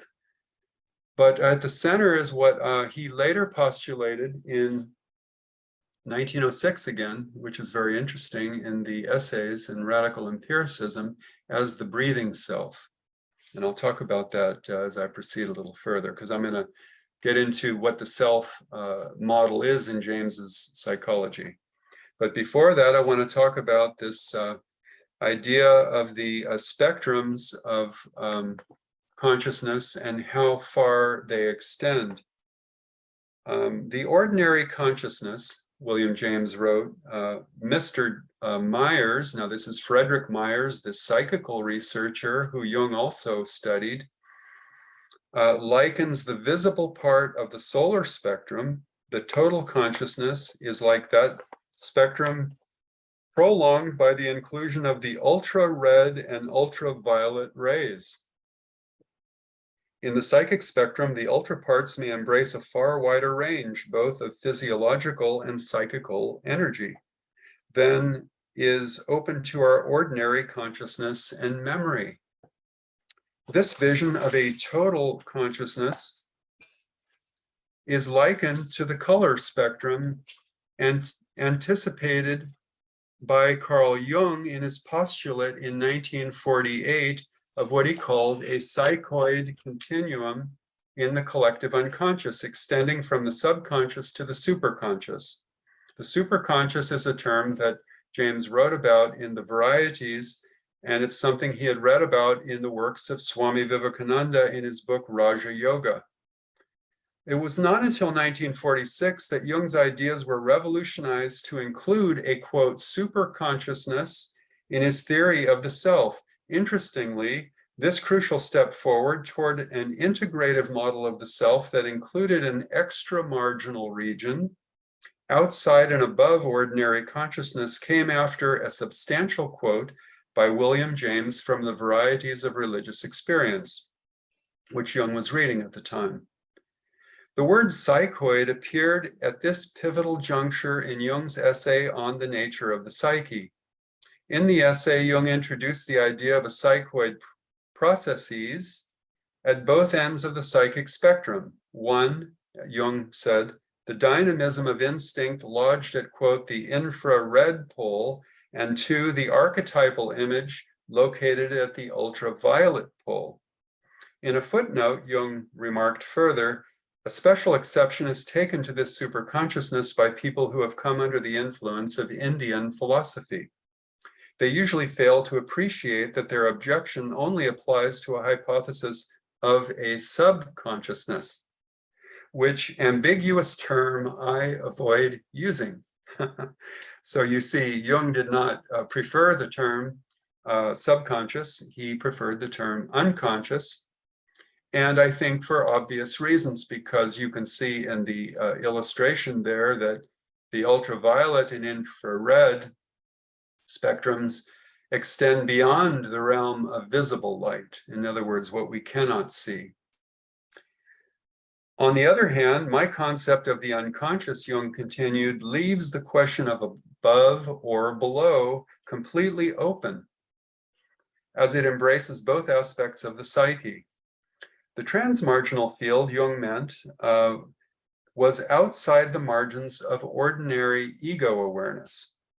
Archetypal contents may enter ego consciousness from either the infrared or ultraviolet pole. Jung posited, and by the way, I talked a little bit about that with regards to the difficulty of distinguishing instinct from emotion with states of anger, for example, which can spill over into aggressive behaviors, as in the case of Claire when she first came into my office and she was engaging in fights. But it's present as shadow material in all of our lives, you could say. Jung posited, it seems to me more probable that the real nature of the archetype is not capable of being made conscious, that it is transcendent, on which account I call it psychoid. So by psychoid, Jung meant that the archetypes therefore have a nature that cannot with certainty be designated as psychic. Later, while reflecting on what he had just written, Jung said, this opens up the whole question of the trans-psychic reality immediately underlying the psyche.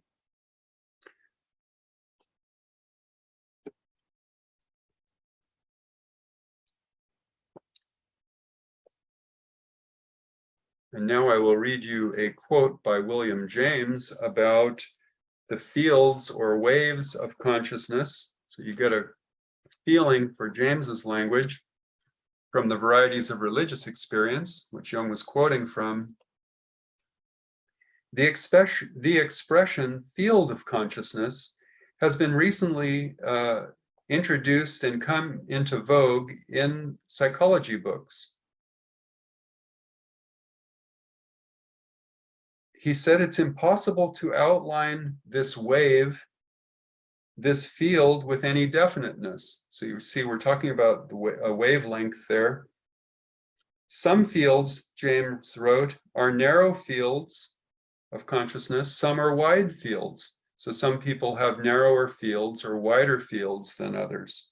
Usually when we have a wide field, we rejoice, he says.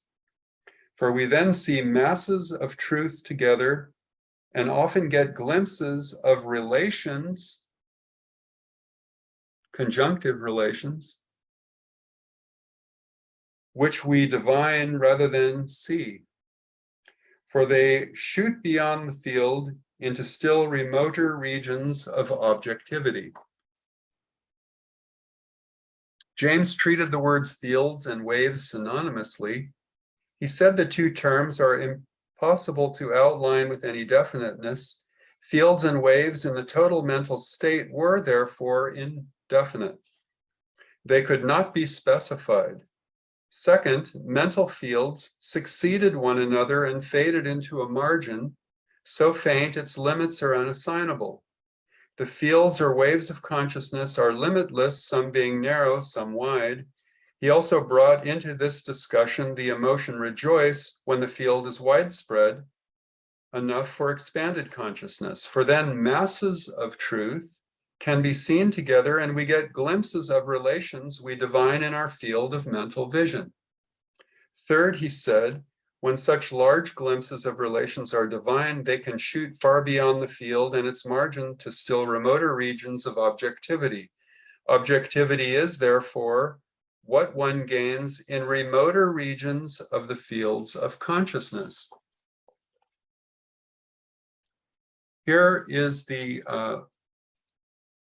diagram I put together for you, and it's on page 169 of my book.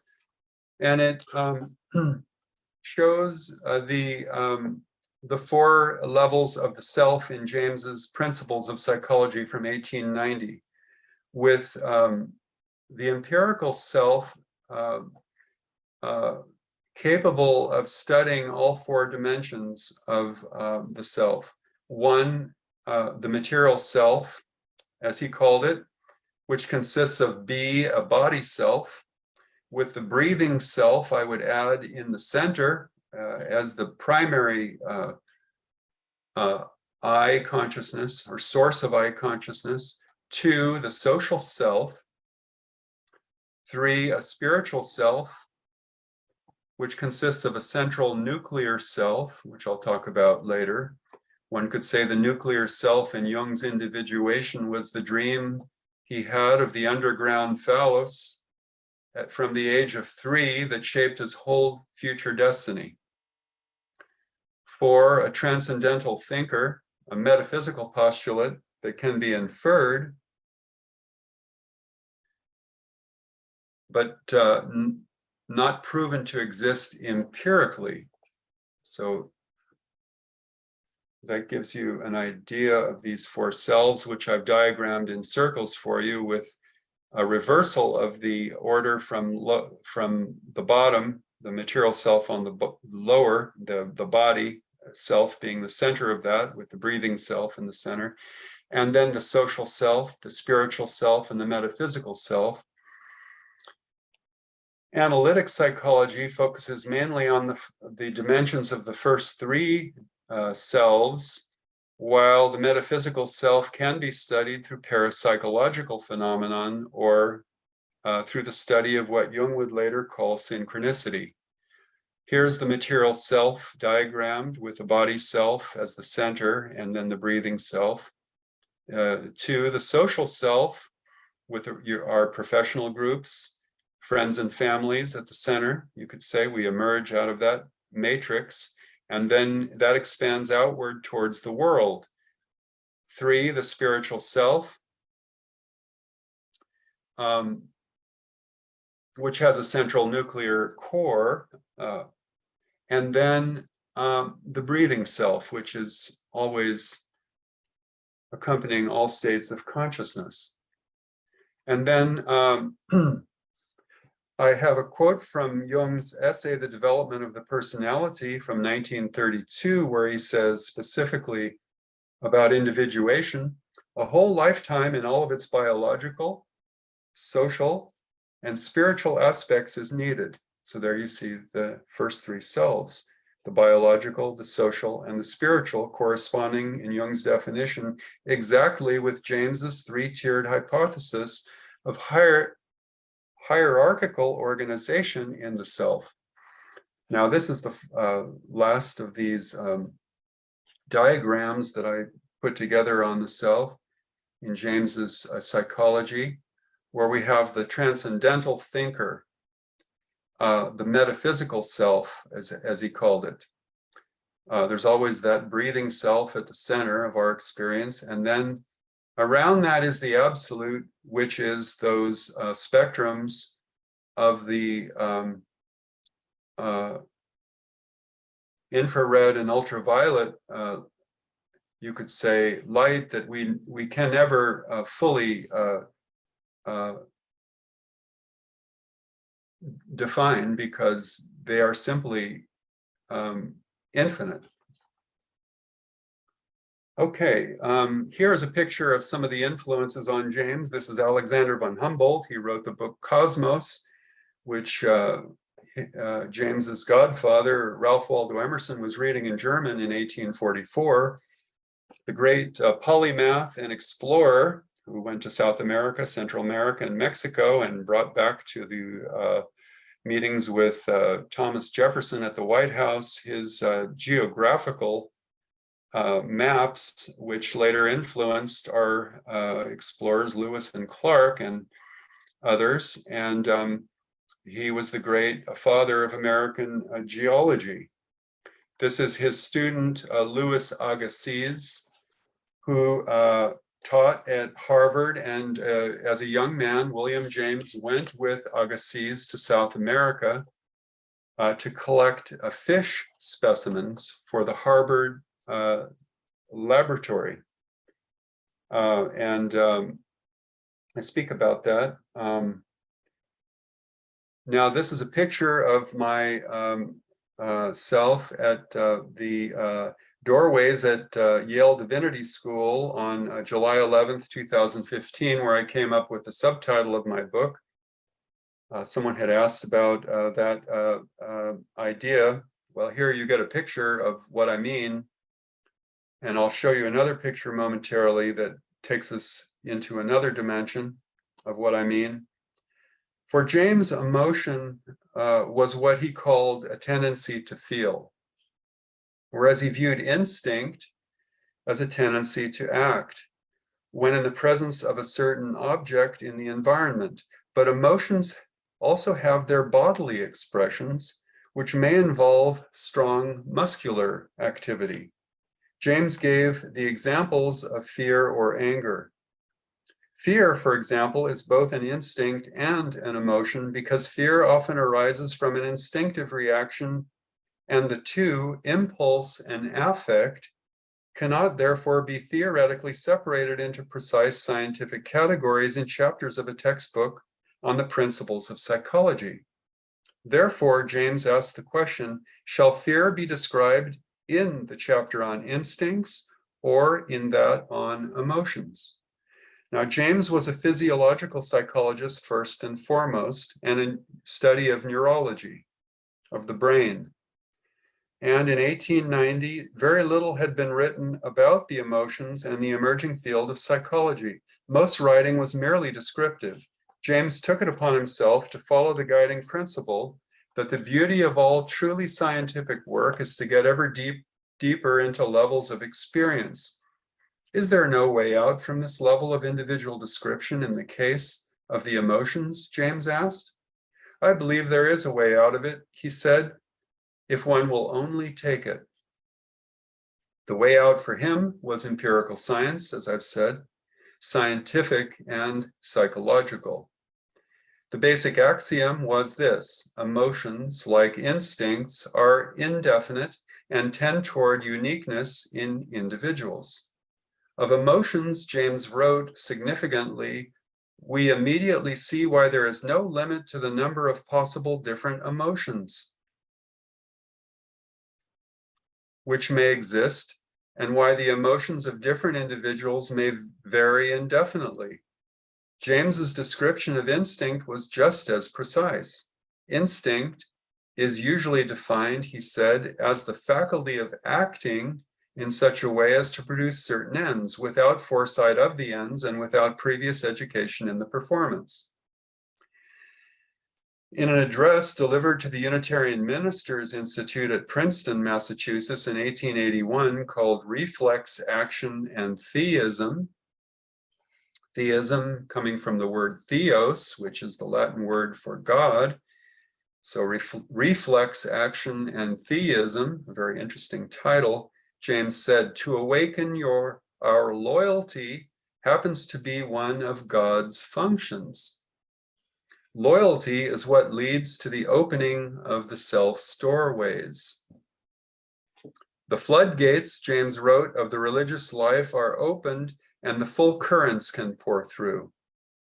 James asked the Unitarian ministers there at the talk to consider, and then he responded, may not the knowing of the truth be his absolute vocation? So for James and Jung, the only truth that would suffice is a subjective response to life's meaningfulness or meaninglessness or insignificance and significance, a myth to live by or a theory of truth. We could say that James's personal religion was a theory, the search for a theory of truth, whereas for Jung, it was the search for one's myth of meaning, the particular myth in which one's living. What is the myth in which you are living? What is the destiny that you are given from birth? Now, when we think about William James, who had a room not far away from the rooms of his father and Ralph Waldo Emerson, as well as his brother, the great novelist Henry James. You see the incredible intellectual ferment that must have been present in the home at the time that he was growing up in early infancy and childhood.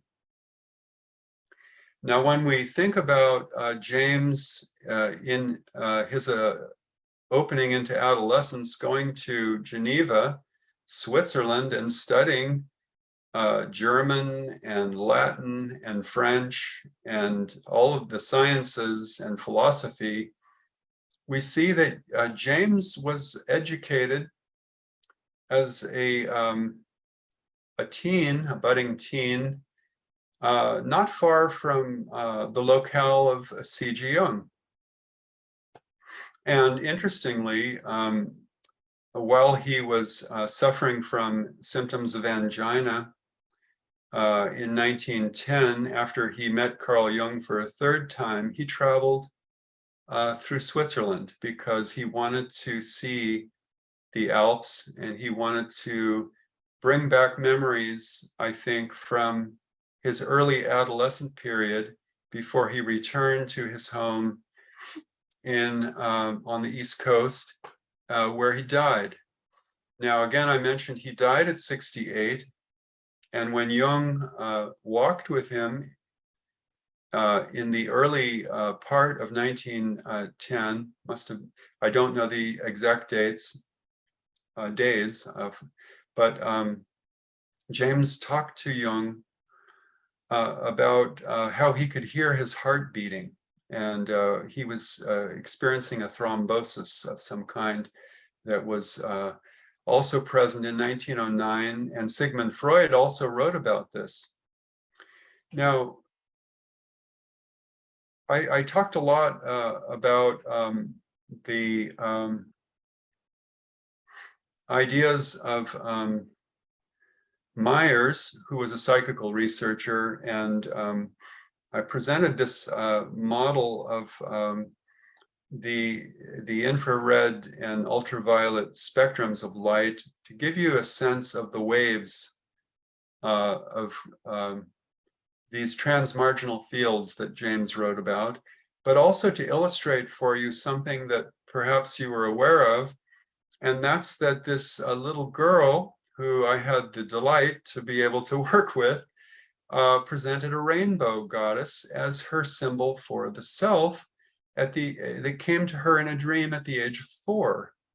So, as I mentioned, she had a lot of anger, which you could say is more toward the visible light in the area of the red, or what in alchemy was referred to as the rubedo, but with a different kind of instinctive quality, which was leading her to act on her impulses, and she needed to find a way to have her emotions contained through a verbalization process and through a symbolic process in the sand play. And I think that she was able then to experience more of the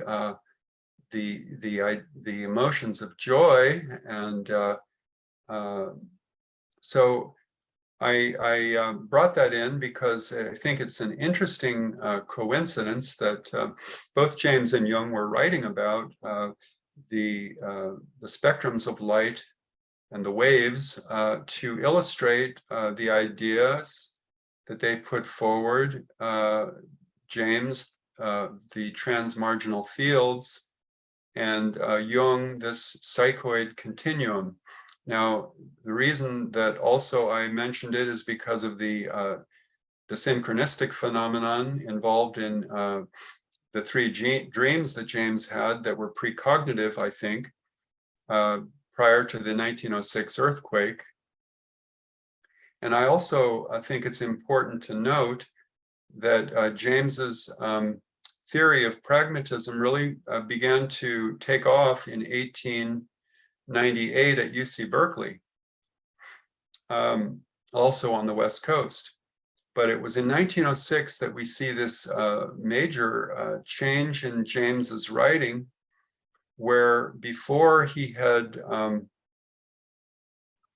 not focused so much on the ideas of Fechner, but then took a change to embracing psychophysics as a scientific ground for his psychology of the self. And we see the same thing in the life of Carl Jung, who interestingly in his 1921 book, where he has a 20-page section on William James's pragmatism, Jung calls James's philosophy a mere makeshift, which is a bit of it's a critical statement. And of course, James lacked a psychology of individuation through a study of dreams like Jung had. But later, my main point is that later Jung returned to James and mined the depths of his genius to help put forward some of his most important scientific postulates about the nature of the psyche. After his heart attack in 1944, he began to write, books that really changed the shape of his psychology, and also his model of the collective unconscious underwent a dramatic change and an expansion. So I'll just end with that. And I just want to ask Rick if you could, as best you can, try and remember who did not get a chance to ask questions last time. I saw there were hands raised with people who didn't get a chance. So wanted just to call that to your attention. Yes, happy to take first. J. Gordon Nelson, your hand was raised if you want to have a comment right now. Sure. Thank you very much. Interesting. Synchronously, most of my questions were answered when we began this second portion of the program, which had to do with the availability of some of these wonderful slides and diagrams. I was really taken by the way you charted the progression of the development of the almost parallelism between James and Jung. And I wanted to get copies of those slides. I couldn't write fast enough, but I assume from what I hear you saying now that they're already present in your books. Is that true? No, Gordon, these slides are something I drew up in the last couple of weeks after I realized, following a discussion with a colleague of mine, who happens to be my wife, a Jungian analyst, that I needed to make this more practical for people, because James is very philosophical and so much the introverted thinker that it's sometimes hard to grasp. So what Rick is going to do for you is, I'll let Rick speak to that. We've spoken about it. Maybe you could tell people how they can get the slides, Rick. Yeah, so Stephen will send me PDFs of the slides at some point in the near future, and I will email those as an attachment to everybody here who has registered with the agreement that you do not share them with anyone else. And I will also not include the slides of the patient. Okay, that's wonderful, and that takes care of that big issue. That's just for you to hold here. Oh yeah, it saved me a lot of work. Sure. Yes, Gordon. As I outlined it myself. Happy to share them with you. Yes, and with everybody who wants to see them again. Yeah, they're Yeah. just. I figured out with the PowerPoint how to make those little there's a certain, anyway, I don't need to go on about that, but I figured out how to make a few slides and put them together for you. So I'm glad they spoke to you. I'm glad it helped ground it. Oh, yeah. I've heard for a long time that this is in connection with your comment about the Freudocentric universe.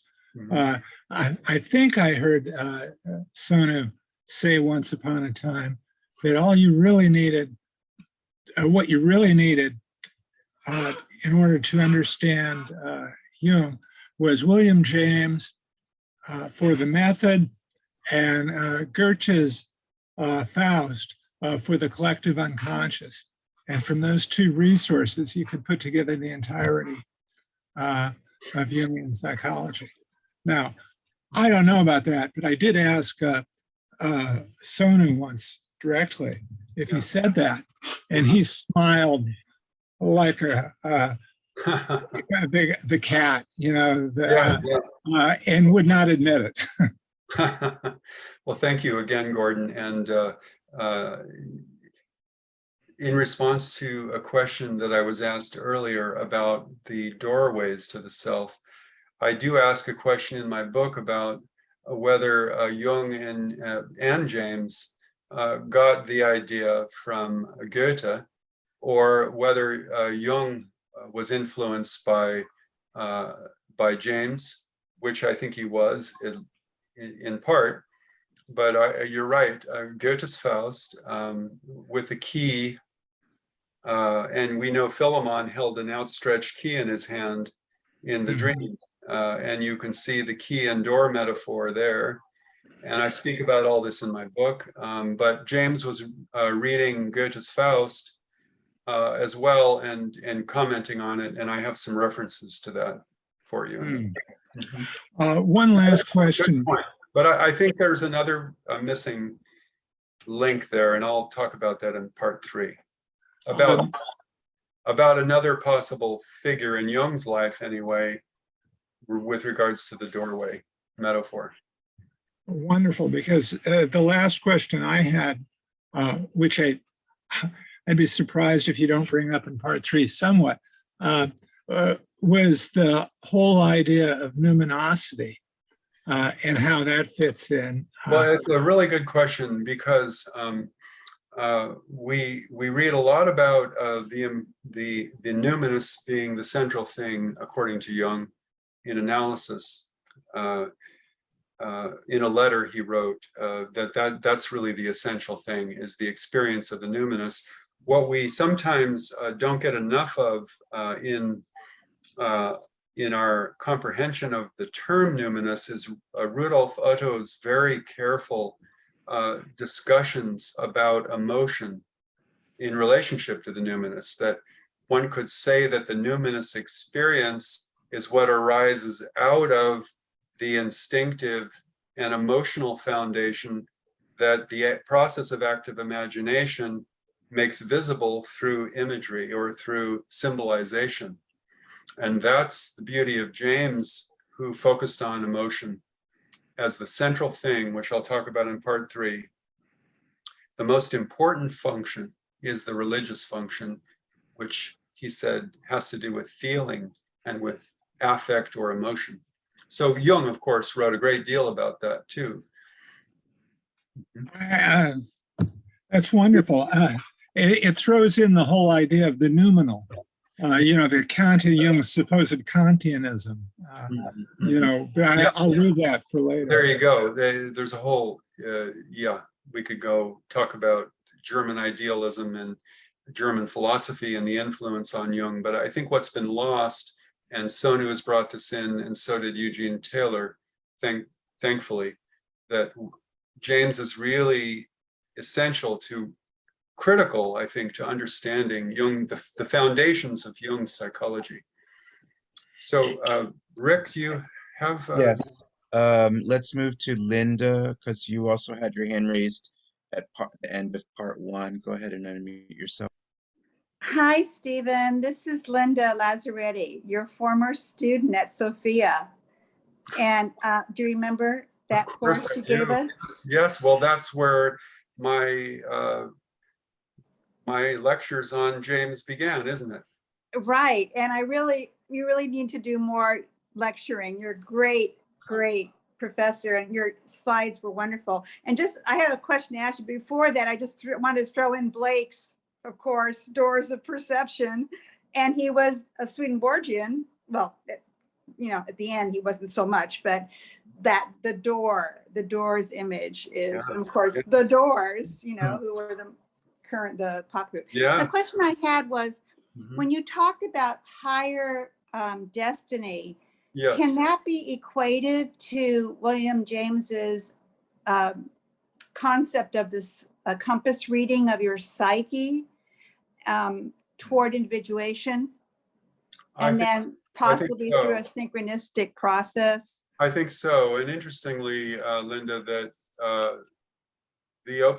one of the opening chapters of my book is the destiny of the father, the significance of the father and the destiny of the individual. This is a 1908 paper that Jung wrote and presented to Freud, and published it in 1909. And there he talks about a higher hand of destiny that influences us throughout our life. And that's what he encountered, I think, when he met William James. But it was already present in Jung's life. Of course, Jung was influenced by some of the greatest German philosophers and theologians.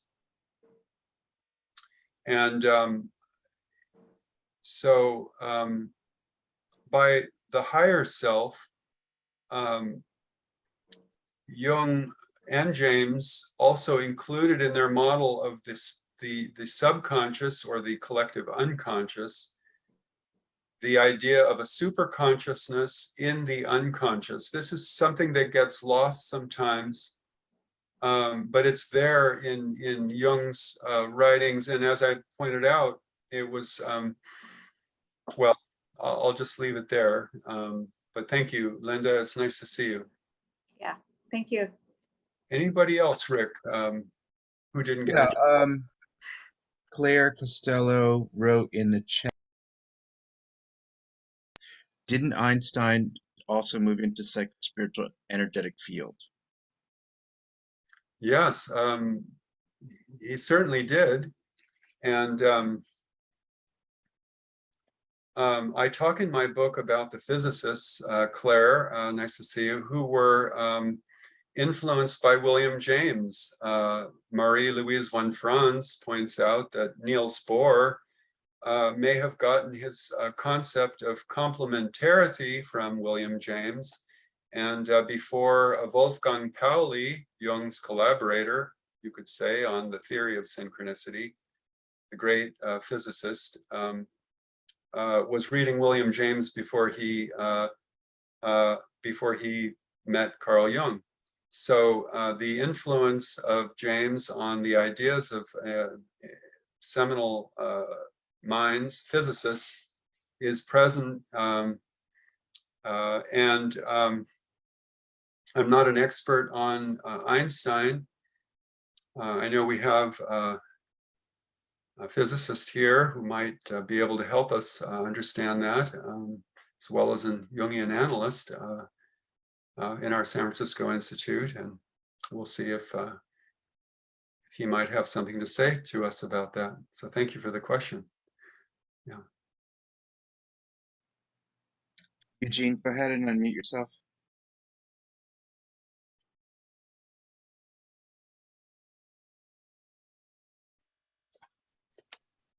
Eugene, are you there?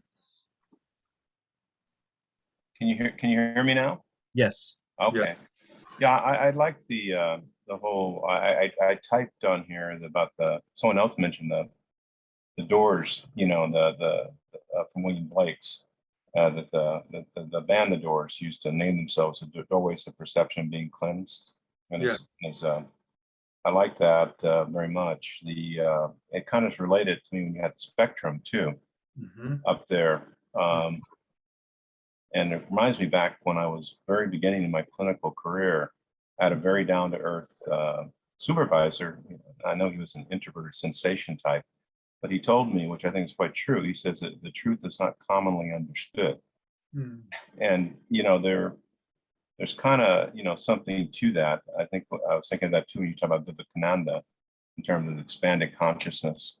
I think there is a range. I'll say one last thing. When I was very young, I was at a meeting with a priest who'd written about the Buddhism and Christianity, Brother David Skundelroth. I don't know if you've heard of him, but he's down in Big Sur area, used to be. And I asked him a question. I was only in my 30s, and I asked him a question. He started giving me this very trite answer, and I said, "Are you kidding?" And he smiled and says, "Oh, you're one of the ones who can understand." And then he told me the real answer. And Houston Smith used to talk about the two levels of churches: the one that's the mundane, one that has to do with the marriages and the funerals and all that stuff. And the other one was the mystics. So I really think that's a lot to that. But anyway, I was just thinking these things. Thank you. Mhm. Any other comments, questions, Rick? Yeah, there's a question from the chat room going back to something you mentioned in the first segment. Had Jung heard or read or was told about the intense three dreams of James's? What was Jung's take on it, if so? No, not to my knowledge. It's unclear whether James spoke with Jung about I don't know how much they spoke about James's personal experiences when they were talking about psychology, this as a science of religion.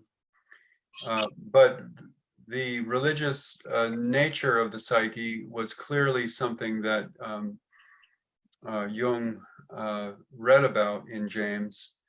But no, to my knowledge, I mentioned Eric Erickson's study of those dreams. I have a piece that I wrote that I didn't get a chance to read to you on it, but I pretty much covered it from the way I see it. That it was a precognitive series of dreams. And James, being the psychical researcher that he was, and I describe his experience of the 1906 earthquake, and it's quite remarkable the emotional states he went through during the earthquake and then following it, and how it led to a breaking point, as he would put it, in his expansion to this bigger mind, you could say, this more non-dualistic mind that perceives things at a higher level, where relations that are not just disjunctive but conjunctive begin to become more possible. So yeah, I don't think Jung was aware of those dreams, and I haven't seen any other writings about them. But I'm sure there are Jamesian scholars who've written about them, and I just haven't done that research yet. Great. Well, that's, I think, the end of this part. Thank you, Rick. Mhm. So we'll meet again in about 7 to 10 minutes. Rick, what time should we come back then? Let's meet at 45 minutes after the hour, so 10 Perfect. minutes. Perfect. Thank you. Welcome back to all of you. I am going to continue with my slide share. Let's see here. Okay.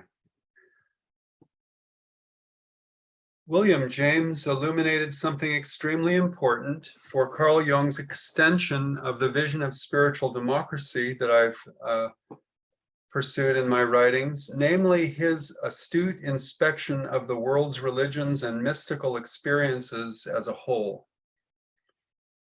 His ideas were expressed succinctly in a letter that was written to a friend in Edinburgh. Quote, "The problem I have set myself is a hard one. First, to defend experience against philosophy as being the real backbone of the world's religious life. And second, to make the hearer or the reader believe what I myself invincibly do believe, that although all the special manifestations of religions may have been absurd, I mean its creeds and theories, yet the life of it as a whole is humankind's, what we could say better, most important function. The function of spiritual democracy is therefore, in James's view, the very backbone of the world's religions as a whole.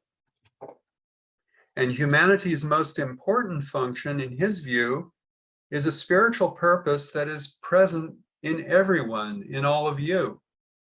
A determination to give voice to one's personal destiny.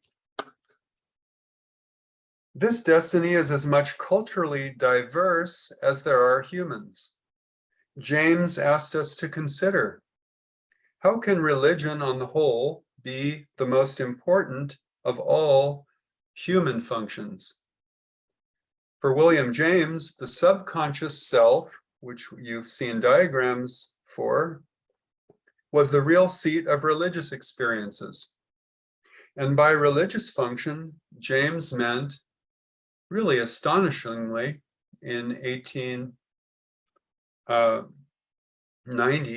1902, when the book was published, feeling. I do believe that feeling is the deeper source of religion, he said, and that philosophic or theological formulas are secondary products, like translations of a text into another tongue. So note the accent he places on feelings here. This is because feelings is, as I've postulated, and I want to give a nod to my former mentor, John Beebe, for pointing this out to me, James's inferior function.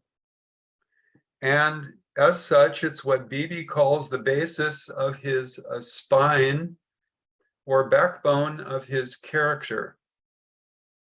I'll speak momentarily about what that means. In his conclusions, James wrote, "You see now why I have been so individualistic in these lectures and why I have seemed so bent on rehabilitating the element of feeling in religion. So the rehabilitation of the feeling function, something that we wrote about during the Festschrift for Marie-Louise von Franz in the Jung Journal, and I published a paper in that as well, really begins with William James. And it started in his writings about religion, interestingly. For those of you who know Jung's collected works, you will remember that he said, of all my patients in the second half of life, that is, over the age of 35, not one was healed who, in the last resort, did not develop a religious outlook on life. So think about the significance of this in light of what we're talking about here. As I continue this interesting quote by James. And let me repeat it to you. You see now why I have been so individualistic in these lectures, namely the lectures that he gave in Scotland, in Edinburgh, and that became the text for his book, The Varieties of Religious Experience, and why I have seemed so bent on rehabilitating the element of feeling in religion and subordinating its intellectual part. This is what Jung never ceased to applaud in James, his ability to sink his temperament as an introverted thinking type and prefer his inferior function of feeling as the way to write about such high philosophical and theological subjects as religion, that the feeling function really is at the center, and by that he also means emotion, affect, the core of experience. So individuality, he said, is founded in feeling. And the recesses of feeling, quote, the darker, blinder strata of character, and this includes what lies behind the doorway of the inferior function, according to Marie-Louise von Franz, which is the shadow and evil, something that William James was also writing about with regards to the book of Job. This darker, blinder strata of character also is part of religious experience, the mysterium tremendum that Otto wrote about. And it only places in the world, the only places in the world in which we catch real fact in the making, he said, and directly perceive how events happen and how work is actually done, is through the description of personal experience. That's why that description of his dreams in that essay I referred to prior to the earthquake is so beautiful, because he speaks right out of his experience of the dreams and gives us a sense of how close they were to perceiving that he had dreamed the dreams of another dreamer, that they were not his dreams, but dreamt by some other I, consciousness, this transcendental thinker, perhaps, the metaphysical self in James. And compared with this world of living, individualized feelings, he said, the world of generalized objects, which the intellect contemplates, is without solidity or life. Now, it's important to point out that Swami Vivekananda's opening line in Raja Yoga is, all of our knowledge is based on experience. Now, James met Vivekananda 3 times, twice at Harvard, and once when he took Vivekananda out for lunch. And Vivekananda was asked by James if he wanted to have a preface or introduction written by him for his book, and James Vivekananda declined the offer and said, we can't wait for James's introduction or preface. We need to just proceed with publication. This is in 1896. So Vivekananda and Walt Whitman as well, and Ralph Waldo Emerson, Whitman's master, these figures all played a very important part in James's later ideas. Here is a picture of James sitting with his friend, a very good friend, the philosopher Josiah Royce, who lived here in the Scotts Valley area, California, came with his parents in a covered wagon to the Golden State during the California Gold Rush, and taught philosophy at Harvard. But before that, he taught at UC Berkeley. And he served in the role of professor of philosophy at Harvard during James's sabbatical. After the tragic loss of his father, his mother, and Emerson, his godfather, all in the same year. And so he took a sabbatical and traveled throughout Europe, and Josiah Royce took his place at Harvard, and they became fast friends and remained so for the rest of their lives. But Royce was a Hegelian, neo-Hegelian or post-Hegelian philosopher. And James liked to sharpen his intellectual sword against Royce's sword. And they used their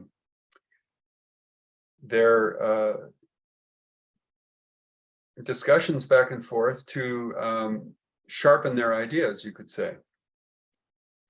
So this is a picture from 1903 where James made his very famous statement to Royce, "Royce, you're being photographed. Look out. I say, damn the absolute."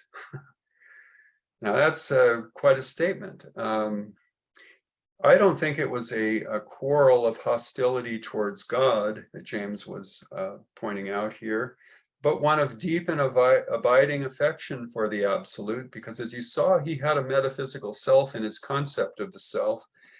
And yet the absolute was something that was, you could say, even beyond the self that can be studied. The dimensions of the psychoid that Jung said are really forever unconscious because they're infinite. James said to give up one's concept also of being good, and I'm sure this spoke directly to Jung, in his essay Reason and Faith, is the only door to the universe's deeper recesses. Moreover, in the sentiment of rationality, James had engaged in 1879 in what the biographer Robert Richardson, and I'll hold up a book, the biography of James for you to see, says was James's first quarrel with the absolute. So he was already, as an empirical scientist, beginning to take on this idea that we can know what the absolute is, that any one religion can state what it is as a final or definitive statement. So he engaged in his first skirmish with the absolute, which was his initial attempt to put the problem of his fight with monism as a pair, one of the pairs of opposites with pluralism, which was James's preferred hypothesis, or the doctrine of oneness, which he critiqued in Vivekananda and also in Walt Whitman, into a purely psychological postulate. And he stated this: the absolute is what has not yet been transcended, criticized, and made relative yet. So there you get this wonderful inclusion of the notion of the relative and the absolute. The relative is what we can study in empirical psychology, whereas the absolute can only be postulated and has to be proven from James's point of view. The absolute is what has not yet been transcended, criticized, and made relative, he said. Whitman became a favorite object of James's pen right from the beginning of his quarrels with the absolute. Of course, Whitman, was considered by many to be the father of American poetry, and his brother, of course, was a famous novelist, and Henry James. So you see James quarreling with these two big minds, Vivekananda and Whitman, not to mention his friend Josiah Royce. And he said Royce was the biggest mind he had ever met. So I just wanted to show you this picture because there's a second part to it, which I didn't include, where he's actually looking at Royce when he makes the famous statement, I say, damn the absolute.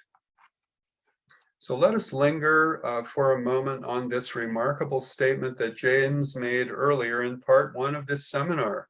Let the absolute bury the absolute.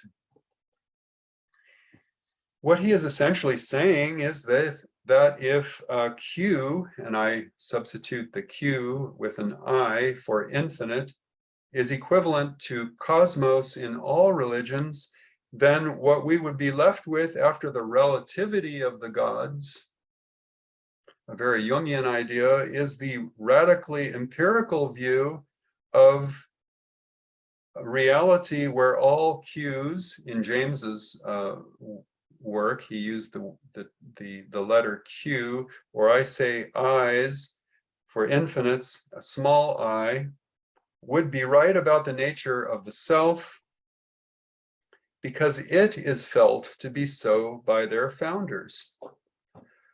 So like Jung, James believes there can never be finally one absolute because it is an endless calculation or calculus. This is a picture of the front door of Carl Jung's house, which I have in my book. I took this picture in 2008 when I was giving a case presentation on a boy I had worked with.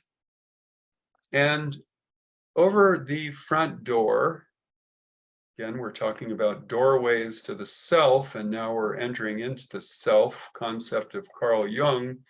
We find the words vocatus atque non vocatus, Deus aderit. So called or not called, God will be present. So when you stepped foot into Jung's house as a patient, whether you were religious or not, and whatever denomination you belong to, if you were religious, God would be present in Jung's house in Kussnacht. Interestingly, this house was occupied by the Jung family in 1909, the same year Jung met William James. So here's a few, I want to read to you something now. Let's see. Okay, let's go back here. I want to read to you a piece I wrote in my journal while contemplating what I'd be preparing for this workshop today. It's a sort of active imagination, one could say, on the theme of spiritual diversity, since we're talking about the varieties of religious experience, or what today we might call spiritual diversity, that came to me as a theme that has been present with me since I first took up this project when I gave my talk on Jung's vision of spiritual democracy at Yale University in 2005 in the summer.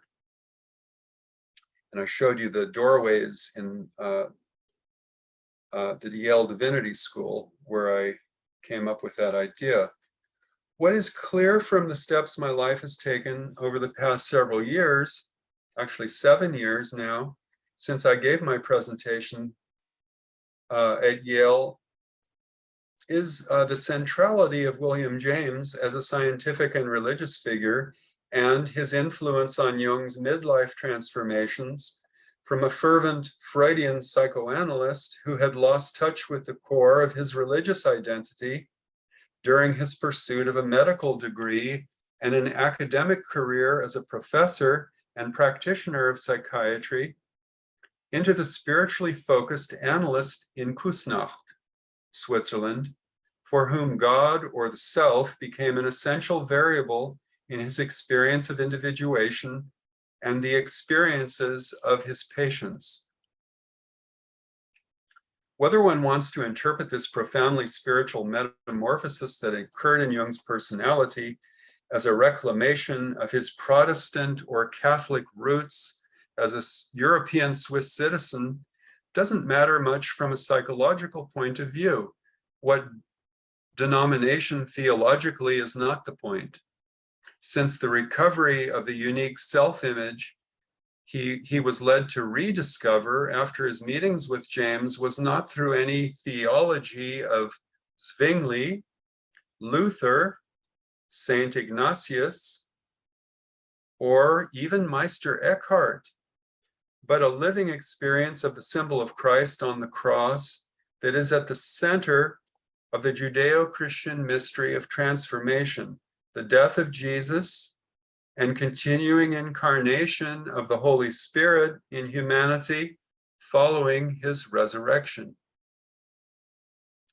That is the central Christian mystery that is a universal experience of becoming self-aware. Now, let me pause what I wrote by reading you a passage from William James's great emotional crisis and breakdown, you could say, from 1869, when he had passed his requirements for his MD at Harvard. At this time, he delved deeply into the works of science and literature, as well as the works of Johann Fichte and Arthur Schopenhauer, before becoming severely depressed again. James did suffer from bouts of pretty severe depression at this time. At the age of 28, as James became increasingly aware of his melancholic temperament, his misery peaked during a moment of panic, a moment of dread, horror, or terror, as he called it, regarding his possible insanity. I have always felt, he wrote, that this experience of melancholia of mine had a religious bearing. I mean that the fear was so invasive and powerful that if I had not clung to scripture texts like "the eternal God is my refuge," etc., "come unto me, all ye that labor and are heavy laden," etc., "I am the resurrection and the life," etc., I think I should have grown really insane. So whether one wants to interpret this profoundly spiritual metamorphosis now in Jung, Jung also went through a religious crisis, we could say, in the language of the DSM-5, a religious problem. During his Red Book period, after his break with Freud, spiritual metamorphosis that occurred in his personality was really a reclamation of his Protestant and Catholic roots as a European Swiss citizen, yes. But as I said, it doesn't matter that much really from a psychological point of view.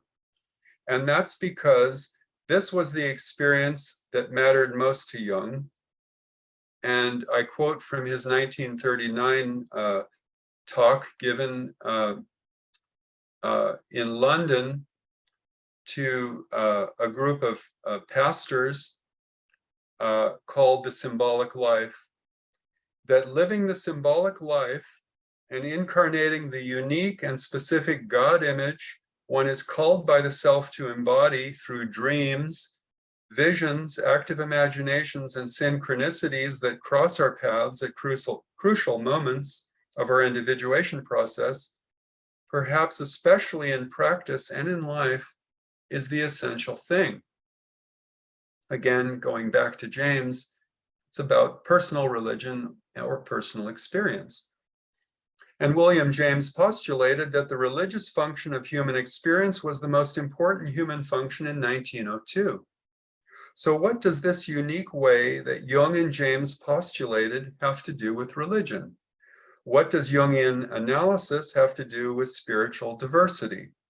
What can spiritual democracy and add to religious questions of individuals in modernity during their search for experience, not necessarily theology, not faith, or even, quote, interfaith, question mark? Well, spiritual diversity, as James and Jung taught, is not theology or formalized religion, although one may have a spiritual experience in such conventions.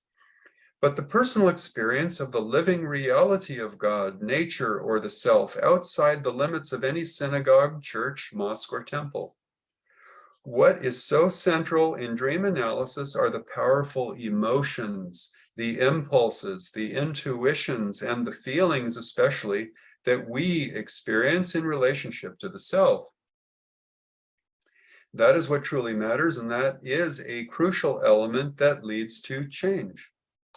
So what sometimes gets lost in discussions about the religious function of the psyche is the emotional aspect of the experience, the experiential reality that inhabits one intrapsychically and interpersonally.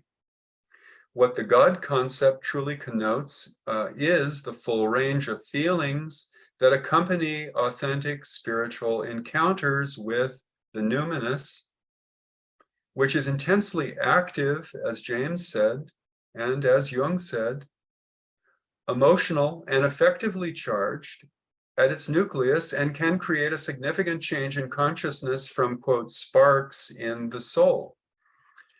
This is why the infrared and ultraviolet poles of the color spectrum and the visible and invisible light at both ends of the continuum, I think, are so helpful in illuminating one of the life-changing aims of analysis, and what it really is at its best, a synthesis and integration of a colorful rainbow of different affect states that accompany the integration of the complexes and archetypes, and that illustrates the self as a plurality of instincts, as James said, emotions, and experiences that form themselves into living symbols for us to live by. This study is not a religious science, although it may feel devout at times. As James put it, it is really a science of spiritual experiences, which in their diversity across time reveals the factor of spiritual democracy at play, human equality, plain and simple. We are all potential embodiments of the God image, or the self in its endless approximations to the absolute. I do not experience it as a personal myth, as Jung called it, or as a theory of truth, as James did, but as an endless series of mythological images and postulates that are all centered around a nuclear core of my personal, cultural, and collective identity, which is fluid and flexible and forever changing, like a serpent shedding its skin, as it moves towards full maturity and death over time. Vocational dreams, which I speak about in my book, and their concomitant synchronicities, are ways in which we can track the changes that are constantly occurring in the unfolding self pattern as it reflects the diversity of spiritual experiences across time and place within our patients and in ourselves. This spiritual diversity is innate and biologically given by a plurality of instincts and emotions in the human psyche, and it has little to do with organized religion, since diversity of the self's inner images are autochthonic, part and parcel of the way our bodies, nervous systems, and brains are hardwired from birth. And both James and Jung spoke quite extensively about the brain and its functions, and Carl Jung even postulated that the self is located in the lower brain stem. The aim of individuation might best be described as the incarnation not of any one God image, or even their vast diversity across religious cultures. It is rather a gradual process of awakening and incarnating the specific self-images that are autochthonously given to us as tasks towards some kind of completion in activity in society. This would be our vocational channels, which you see there in the words again, vocatus, which means in Latin, vocation, to be called by an inner voice. Taken to a scientific hypothesis post-James and post-Jung, it is important to note that both place the religious function or a religious outlook on life as the most important variable in modern psychology. So while relating it to currents in contemporary collective world movements, spiritual diversity is highly significant for our political awareness today. Okay, I am therefore led to put forth the following three questions as a radical empiricist in the Jamesian and Jungian tradition. At the nuclear core of the diversity issue is the spiritual question, drawn from your own lived experiences inside or outside analysis. One, my postulate, here I'm going back to those stages of radical empiricism that I showed you in the diagram, my postulate is proposed in a query or question: who are you as a spiritual human being in a global society on a planet spinning in endless space? 2, how can you explain this to me or someone else as a statement of fact from your personal experiences of dreaming, writing, active imaginations, bodily movements, movement therapy, art therapy, or numinous feeling states in a way that we can verify together? And 3, what are your generalized conclusions about how the parts of your experience, whether in analysis, Jungian therapy, and or life in general, hold together as parts of a larger spiritual pattern of unfoldment in movement towards what Jung would call wholeness, and James also used the term. Spiritual diversity is the freedom to experience the self in one's own unique and individual way without the need for any conventionally religious antecedents to provide us with our imago Dei, our image of God. The way of spiritual diversity is based on an instinctive and genetic background with a long ancestral history and cultural inheritance, yet it extends beyond the personal and social spheres to the cosmic dimensions of the self, quote, past ethnicity, race, or gender, to the infinite variety of self-images across the globe. We are all a unique incarnation of the spirit. Self-emotions and spiritual feelings are cash value. This was something that Jung was fond of quoting in James, that ideas have to be practical, and they have to have what he called cash value. And there's a funny story that Jung tells about William James pulling out a wad of money during one of their meetings at Clark University in relationship to the president of the university as a kind of a joke. And Jung and Freud laughed hysterically when James did that. They count, ideas count, and they cannot be confined to conventional religious experiences if they are genuine and our own. Through their diversity, we are all alone in the psyche and also in analysis. The main thing in Jung's hypothesis is the dreams dreamt by people who are living their symbolic life and doing their own experiment, what he called the experiment in living their, quote, hypothesis of individuation. What the wholeness of the personality is emerges through diligent work inside and outside the temenos of analysis, not necessarily in the church. If the religious function is indeed a primary variable in the study of spiritual experiences across cultures, then diversity is to be located in the rainbow of colors in one's individuation journey.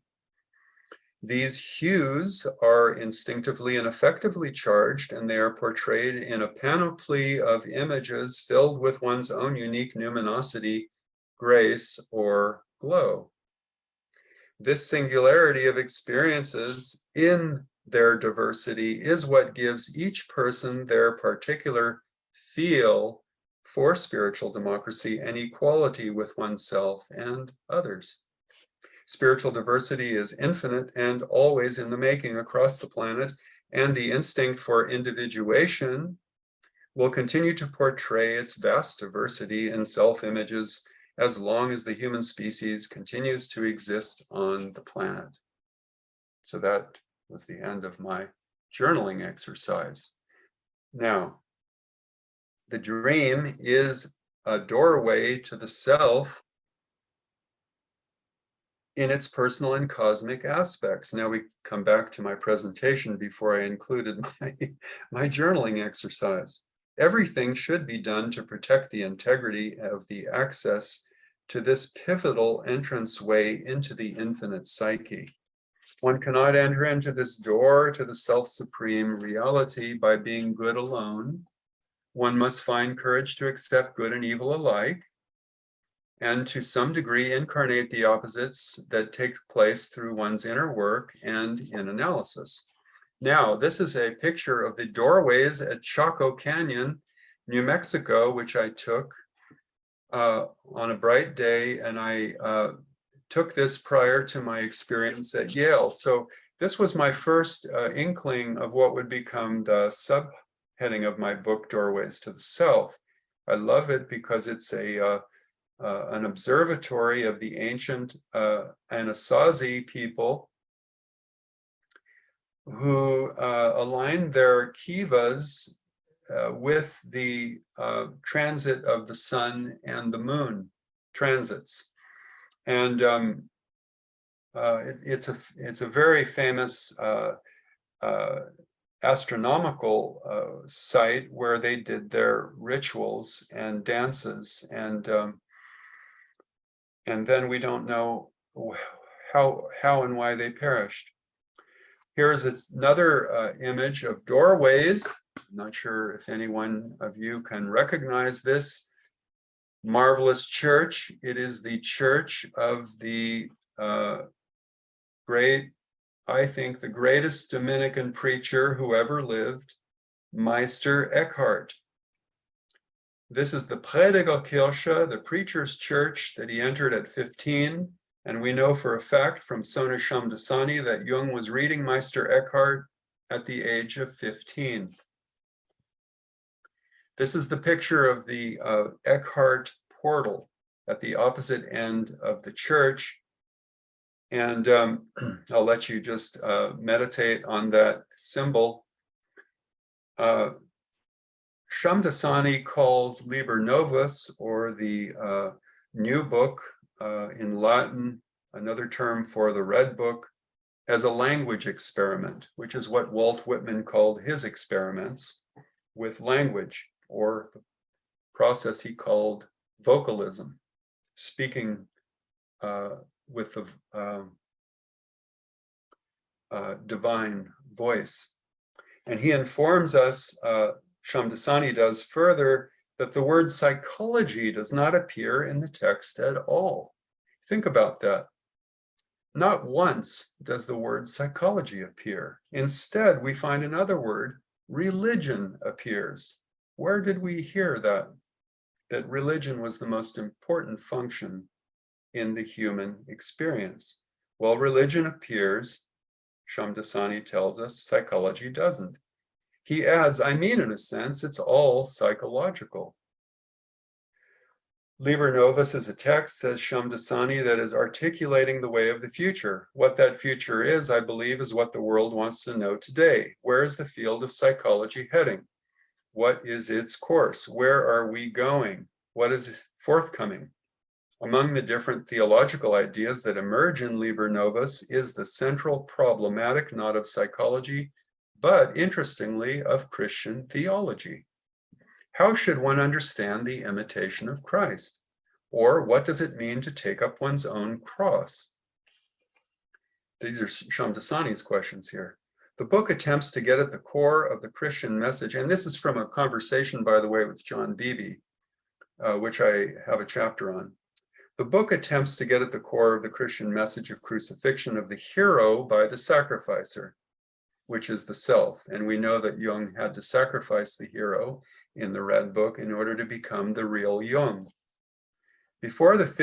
But Shamdasani says, interestingly, the figure whom Jung said he most identified with, and I think there is a very powerful argument for this in the text, is none other than Meister Eckhart.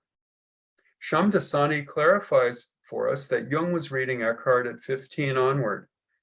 In Septem Sermones ad Muertos, 7 Sermons to the Dead, in Sermo 7, a voice says to Jung, man is a gateway. Small and transitory is man. Later in 1935, Jung remarked in his seminars on Nietzsche's Zarathustra, and here we get into the heart of the doorway symbolism in my book. Someone had asked about it. Meister Eckhart has shown very clearly, Jung says, The Godhead in itself is not blissful, but must be born in the soul of man and women again and again. Only then does it become God. God is forced to go through the narrow doorway, the gate of man, in order to become God. That is the meaning of Meister Eckhart, and that is also the meaning of the Christian mystery, that God first became man and underwent the most miserable fate in order to become God. Meister Eckhart gave special significance to the symbol of the gateway, and here is the Meister Eckhart portal. In one of his most important sermons, sermon number 35, in Miss Evans's English translation of Franz Pfeiffer's original 1857 text, which Jung read, and in which Eckhart began by quoting Jeremiah 7:2. Stand in the gate of God's house and preach the word, declare the word. Well, this is the preacher's church. By stand in the gate, Eckhart said, he means that the highest part of the soul should always stand erect. The highest part of the soul that should stand erect in the gate, according to Eckhart, was intuition. So it's my hypothesis, Eckhart was an introverted intuitive, which was, as it was for Jung, his superior function, or the highest power of the soul. The Dominican gave special theological significance and preference to intuition as the highest of the soul's agents. Like Jung, Eckhart believed this gateway was found in darkness, which he called the primal ground, or Grund in German, the Godhead, the ground of the Godhead, the place of the primal eruption, as he said. But the primal eruption, where truth breaks forth and originates, there in the doorway of God's house, said Eckhart, the soul should stand and pronounce and declare God's word. So we see that the doorway symbolism also influenced Jung in his very early reading of Meister Eckhart. The key that opens the door to the way, the art of letting things happen, Jung wrote in his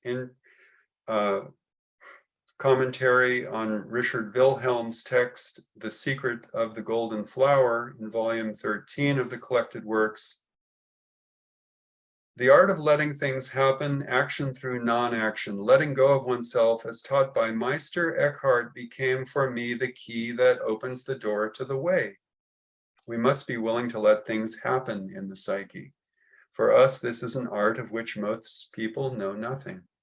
Consciousness is forever interfering, helping, correcting, and negating, never leaving the psychic processes to grow in peace.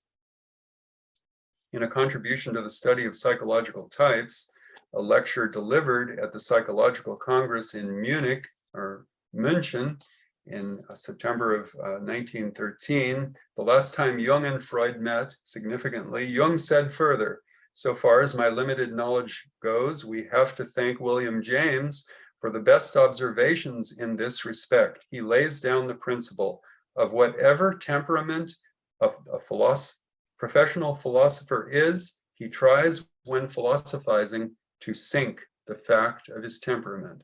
Well, there you see the sacrifice of the superior function in a preference for the emergent inferior function that opens the door to the higher or lower dimensions of the self that extend into the metaphysical realm. Now, here is a picture of a spiral galaxy for you to just remind us all of that we're talking about inner and outer reality. The psyche and cosmos are not separate, but interconnected. And this is a picture of Atmaviktu. From the back, this is the spine of Atmaviktu. John Beebe said the spine of the personality is between the superior and inferior functions. So for James, that was introverted thinking and extroverted thinking, although I would add to John's model that James's introverted thinking was probably as well developed as his extroverted feeling. And it was his doorway to religious experience. The Spine, he was also beginning to read Arthur Avalon's book on Kundalini Yoga, so you can see the importance of the spine of consciousness there, relating to the chakra systems. And there we have a picture of Atma Viktu, what he called the breath of life, or what the unconscious called the breath of life. Now, Jung was a stonemason, so his superior function, again, was introverted intuition. So working with stone was a way for him to exercise his inferior function of extroverted sensation.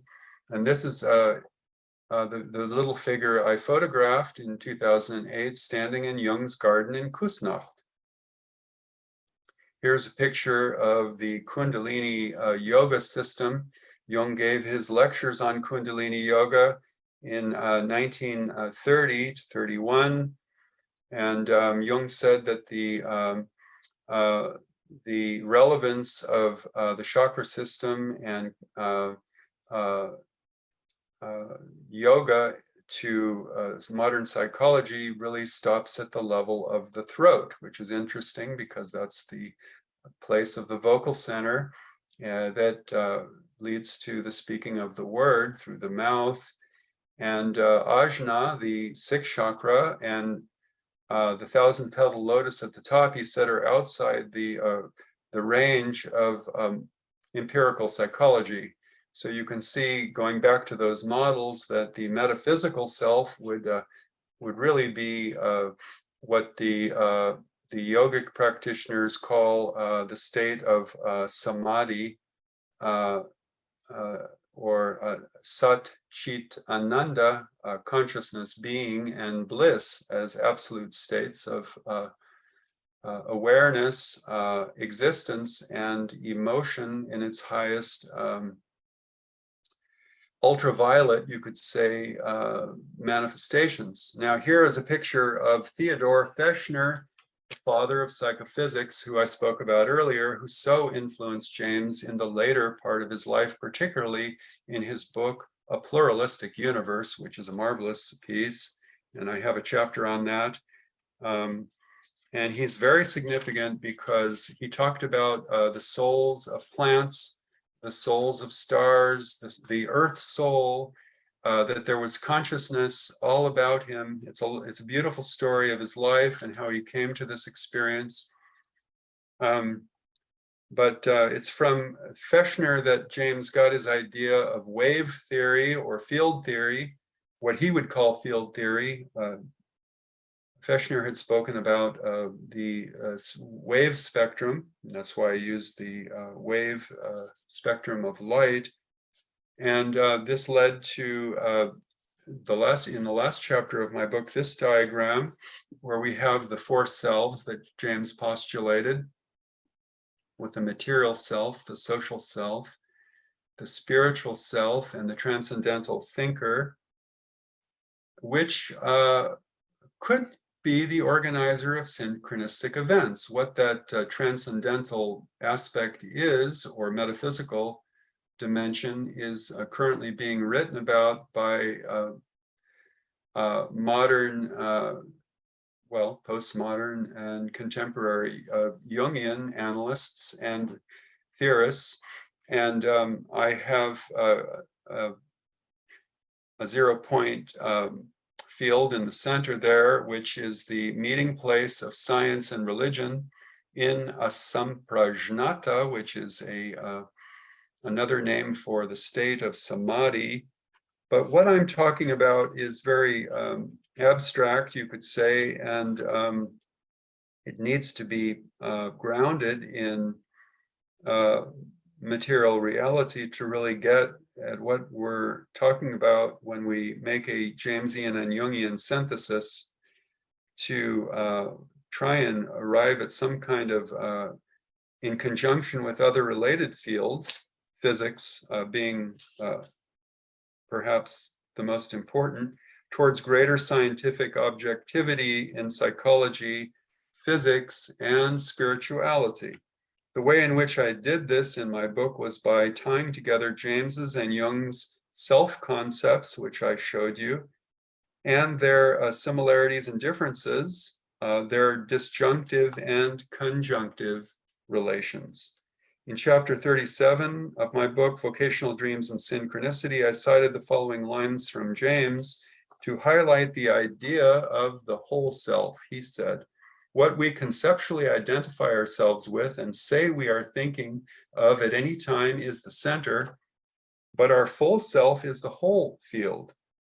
Every bit of us at every moment is part and parcel of a wider self.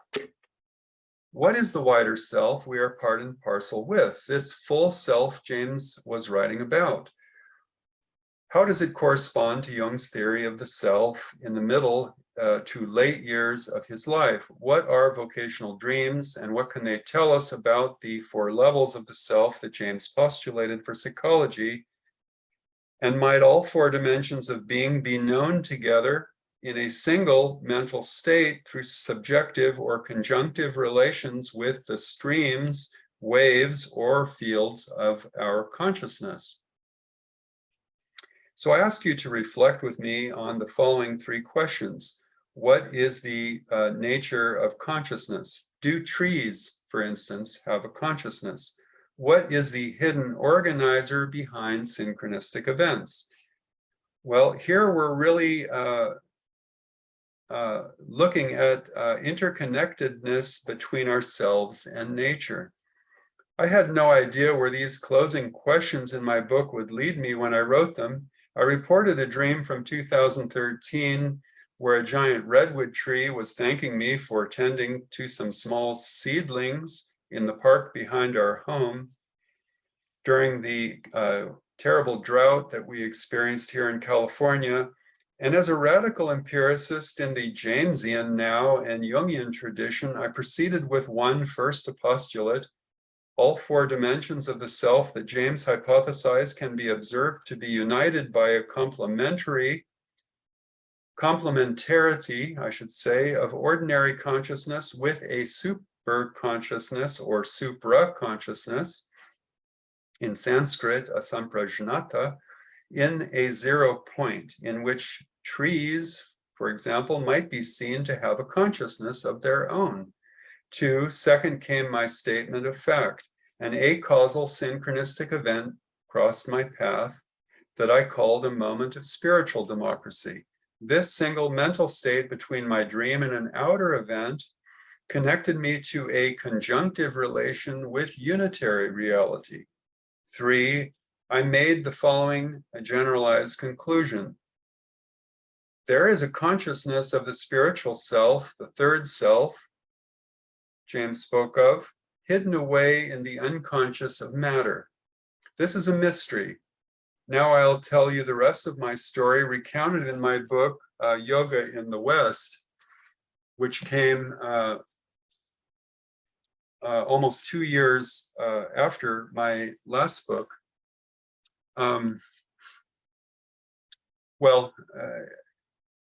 I basically had a dream where I was trying to see if we could confirm through some kind of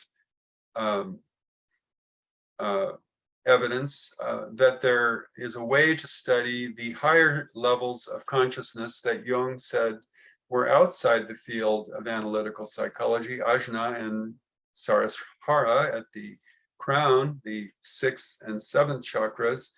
And as I was waiting for my book to come in the mail from Analytical Psychology Press, and by that I mean William James and C.G. Jung, Doorways to the Self, I dreamt that a butterfly landed on the crown of my head and was moving around, and I said to my wife, who was standing next to me, and my son, "Look, there's a butterfly on my head."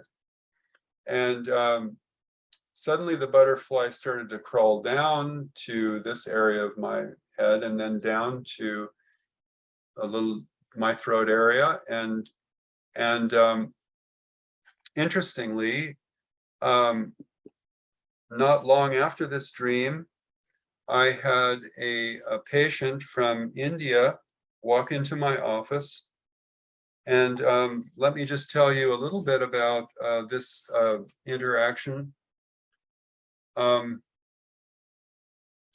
This was a woman who had been in a marriage where she had lost touch with her, you could say, spiritual self, in relationship with her husband, who was not religious, and she had left her practice, Hindu practice primarily, and she began to have reveries in our work about experiences of going to temples in India, returning to temples she had visited as a young girl.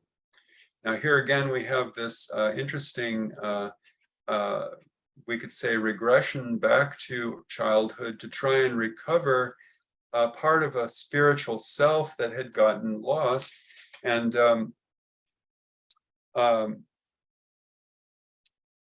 she had been in a marriage that had been, to her, like living in a cocoon, as she said.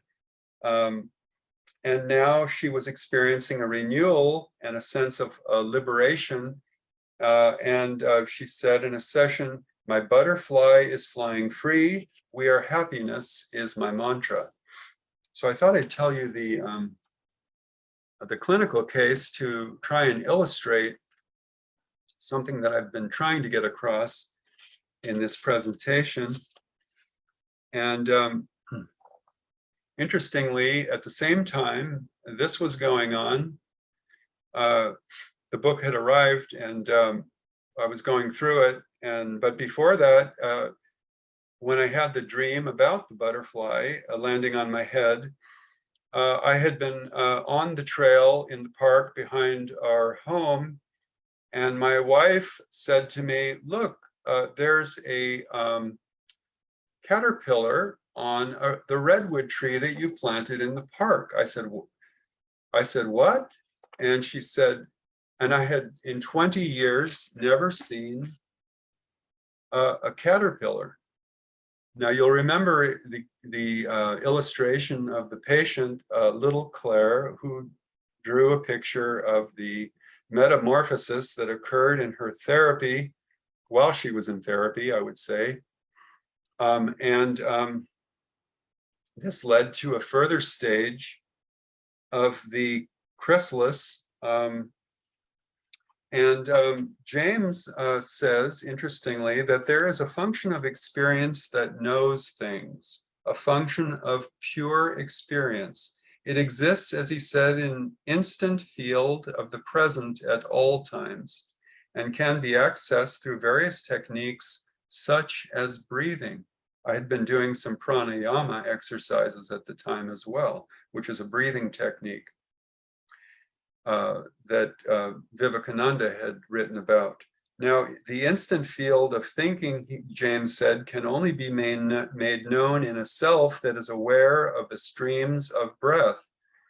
I am as confident as I am of anything, James wrote, that in myself the stream of thinking, which I recognize emphatically as a phenomenon, is only a careless name for what, when scrutinized, reveals itself to consist chiefly of the streams of my breathing.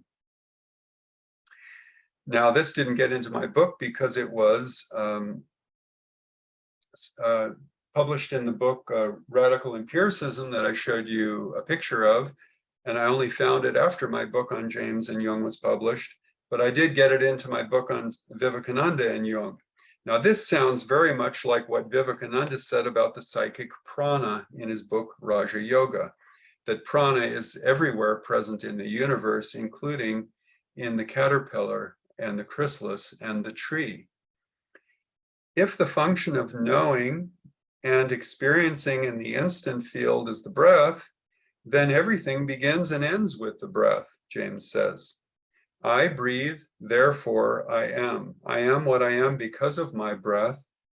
And interestingly, Jung called Atmaviktu the breath of life. And he said, only in Meister Eckhart did I feel the breath of life. So you see, these metaphors are very close to the heart of what I've been talking about here. And it helped to form a foundation for a psychology of a science of religion. And here we have the final stage of the emergence of what I was pleasantly surprised to see is a swallowtail butterfly, which happens to be the species that we find here in the hills, Oakland Hills. But as I said, I had never seen a caterpillar on any plant in the park, and why it should appear at that moment that I had the dream and that I was thinking about the case of Claire and thinking about this patient who would later come into my office. All of this was happening through a kind of convergence of mind-matter correlations, as they're being spoken about now by contemporary Jungians, and catching what James called a fourth spiritual breath. So I'll end with a picture of where we began in 1909, when Jung met William James at the door of Jung's house. And just leave this open now. I'll end it here. And Rick, maybe you could take us into a final stage of our interaction for today. Sure, yeah. So if anybody has any comments or questions, please use the raise your hand function or post something in the chat.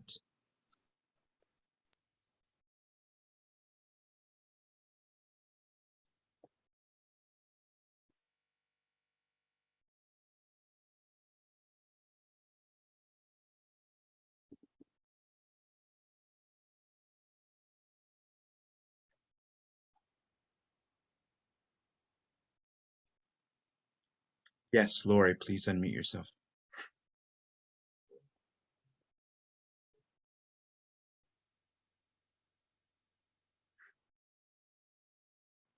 Lori, we can't hear you. You need to unmute yourself first.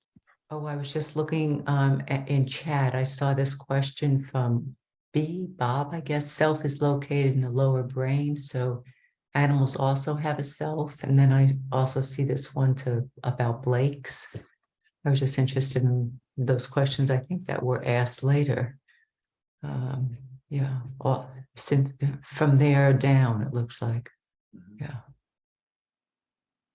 Okay, so Stephen, do animals also have a self if Jung postulated that the self was located in the lower brain? That's a very interesting question. Well, they certainly have a soul and they certainly have consciousness. And why not? Why wouldn't they have a self? I haven't really given that thought before. I've been speaking about the soul of in matter, all forms of matter, as Fechner postulated. I would say yes, that animals do have a self. It would be their animal self, just like we have a human self.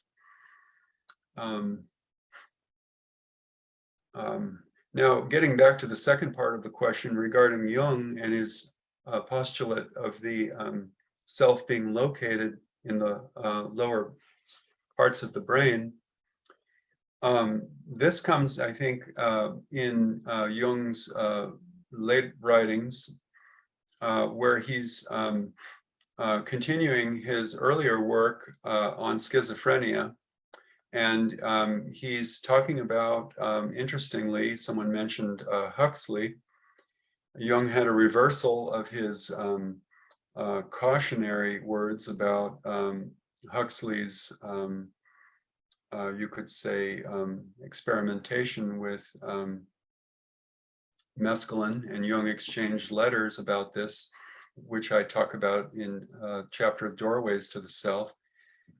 In this late piece where he is writing about schizophrenia and his early postulate that there was 50 years prior to this paper, a toxin involved in the deterioration of the brain in what was known at the time as dementia praecox, which he studied with Eugen Bleuler at the Burgholzli, or what would be called schizophrenia. Jung then reverses his cautionary tone and welcomes research with psilocybin, which was happening during the 50s when he wrote the paper. So you see Jung's scientific objectivity there, and it's in that paper that Jung comes forward with what he had put forward in his book, Ion, Researches into the Phenomenology of the Self. And sometimes it gets lost in one's reading of Ion, where Jung talks about the snake brain and the lower brain stem. You see, James was very interested in neurology, and of course, so was Sigmund Freud and Carl Jung. And in the very first chapter of James's book, The Varieties of Religious Experience, is the chapter Religion and Neurology. So you see how James's interests in this question about the structures of the brain, he has 50 pages on the structures of the brain in his Principles of Psychology in 1890. Jung carried forward in his own research into dream symbolism. For instance, he talked about in his Kundalini seminars about the snake, about the Kundalini serpent, and the activation of the Muladhara in the Muladhara chakra, the lowest chakra. And you could say in some way Jung was carrying forth his research into dreams, into his postulate. And in Ion, Jung talks about the snake and the instinctive domains that are typically not experienced by individuals because they're so, you could say, psychoid, so deep they go into the very material of the body, the matter, and the brain matter. Now, Jung wrote about this as well in his seminars on Nietzsche, the Nietzsche seminars, in relationship to ecstasy, and how the mind can get fried by too much ecstasy. But he himself had a profound ecstatic experience during his heart attack that transformed his consciousness. So I would say that Jung's writings about this are, as James and Jung both said, tentative. They are postulates, they're hypotheses, and not necessarily rigid theories. Theories are instruments of psychology to be studied through further research. So yes, he does say that, and one would say then that the snake brain or the mammalian brain do, when they're activated, can lead to the activation of self symbols, or you could say insects as well, if you want to take a butterfly, for example, as an example of something very close to the psychoid, something that is trans-psychic. You see. Yeah, wait like 10 minutes. I got back in, luckily. So I'll stop there, and hopefully that answers your question. Rick, let you take it from here. Claire, you have your hand raised. Please unmute yourself. Well, I just want to say it's such a profound work and such an integrative work. I was really struck with the fact that the clinical situation, as well as your own experience, all had the butterfly, with Claire and the Eastern Indian woman and this experience on your head and then this tree. And I was also struck with what you were saying about, you know, why that dream, what does that mean that the big redwood tree would communicate with you? Oh, And I was wondering about the relationship between the feeling function, you know, mm, the experience of uh-huh, taking action mm, by planting the tree mhm, during the drought, the feeling function of the love for these trees. uh. Um, Well, yes, thank you, Claire, for that comment, and I think a question. I would say that, yeah, the inferior function, for me, my extroverted sensation is my inferior function. So yes, planting trees, you could say, and tending to them is very close to the ground, to what Eckhart called the Grund, the ground of experience.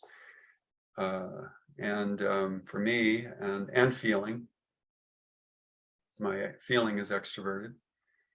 So in that doorway for this communication, spoken by an analyst. Thank you. And by the way, no correlation between the patient's fictitious name and yours, but there is a resemblance there, I think, in some way, with your rainbow of feelings. Thank you. I'll just point out that Linda shared a link to a William Blake painting. If you click on it, of a man in a doorway, I'll just leave that there if you want to click that. Oh, okay. Bill Garrity quotes Meister Eckhart: "If I spend enough time with the tiniest creature, even a caterpillar, I would never have to prepare a sermon. Oh So my full of goodness. God is every creature." Phil Garrity, well, thank you. I would love to have the reference for that quote. That is marvelous. Thank you. That's a wonderful amplification. Of course, Meister Eckhart was a panentheist, as well as, I would say, very pantheistic, and that's what got him into trouble with the hard-nosed or hardline theologians of his day. And unfortunately, he was charged of 27 counts of heresy, which were later retracted, and his sermons have fortunately survived. So perhaps Eckhart's metamorphosis in the 1850s, and now in our current state, where we have all of Eckhart's work in German translation from the Middle High German to the High German, and hopefully soon into English, will give us a much better sense of what this Meister had to say and why he spoke so directly to Carl Jung and also to me. I wrote my senior thesis on Meister Eckhart and Carl Jung, and so I have a fondness for Eckhart, and going to his church was, I would say, a numinous experience for me. So glad that I did that. I want to give other people a chance to ask a question. I did see a hand raised.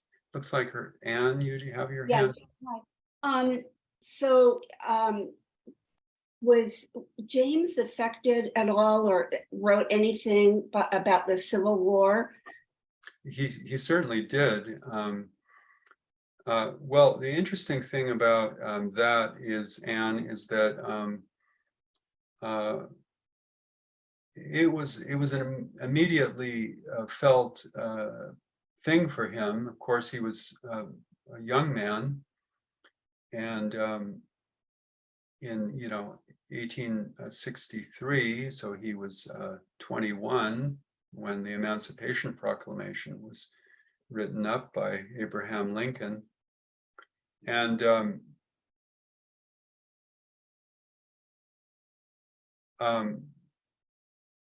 he didn't, to my knowledge, write a lot about it, but he certainly lived through it and experienced it.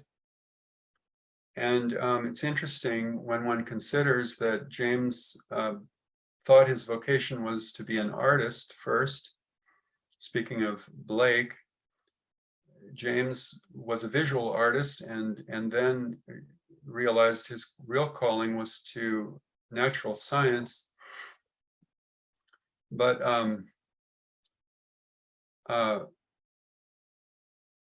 one of his brothers, I believe, in his biography, a good biography, Anne, is this one, and you might find some answers to your question in this book. He was certainly his thoughts on democracy were certainly affected by it, and I didn't have a chance to read to you what he said about democracy. And perhaps this would be a good place to close, where James said, democracy is on trial. And he said it twice. And he saw that in his time.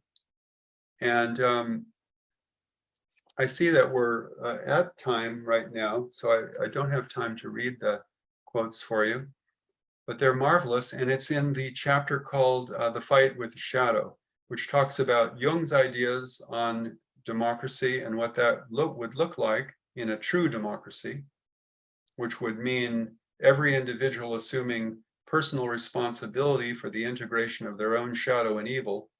And then William James's comments about democracy being on trial at the time that he wrote these two essays. And so both of them had a solution to the problems of economic and political democracy, social democracy, you could say as well. And it was to be found in a religious attitude, I would say, in ending, according to Jung, or somehow connected to the spiritual function of the psyche, and maybe in the feeling function, to use James's and Jung's further elaboration of how personal experience is necessary. So thank you all for coming today. It's been a pleasure to present this material to you, and I hope it's been as rich as it for you as it's been for me, and being able to present this material. And Rick, you can say any final words about anything regarding the closing of the. Well, let me just say briefly, if you are interested in the CEUs, you can go back to the program page in Learning Express and scroll to the bottom to take the test button. Completing that will lead you to the survey for the evaluation. And once you've done that, you'll have your CEUs. And if you have any questions about that, you can email me and I'll help you out that way. Thank you, Stephen, for a beautiful program today. Thank you to everybody joining us. Thank you very much. Thank you. Thank you all, for being here. Thanks. Good afternoon, everybody. Thank you so much. Thank you, Claire. Bye-bye.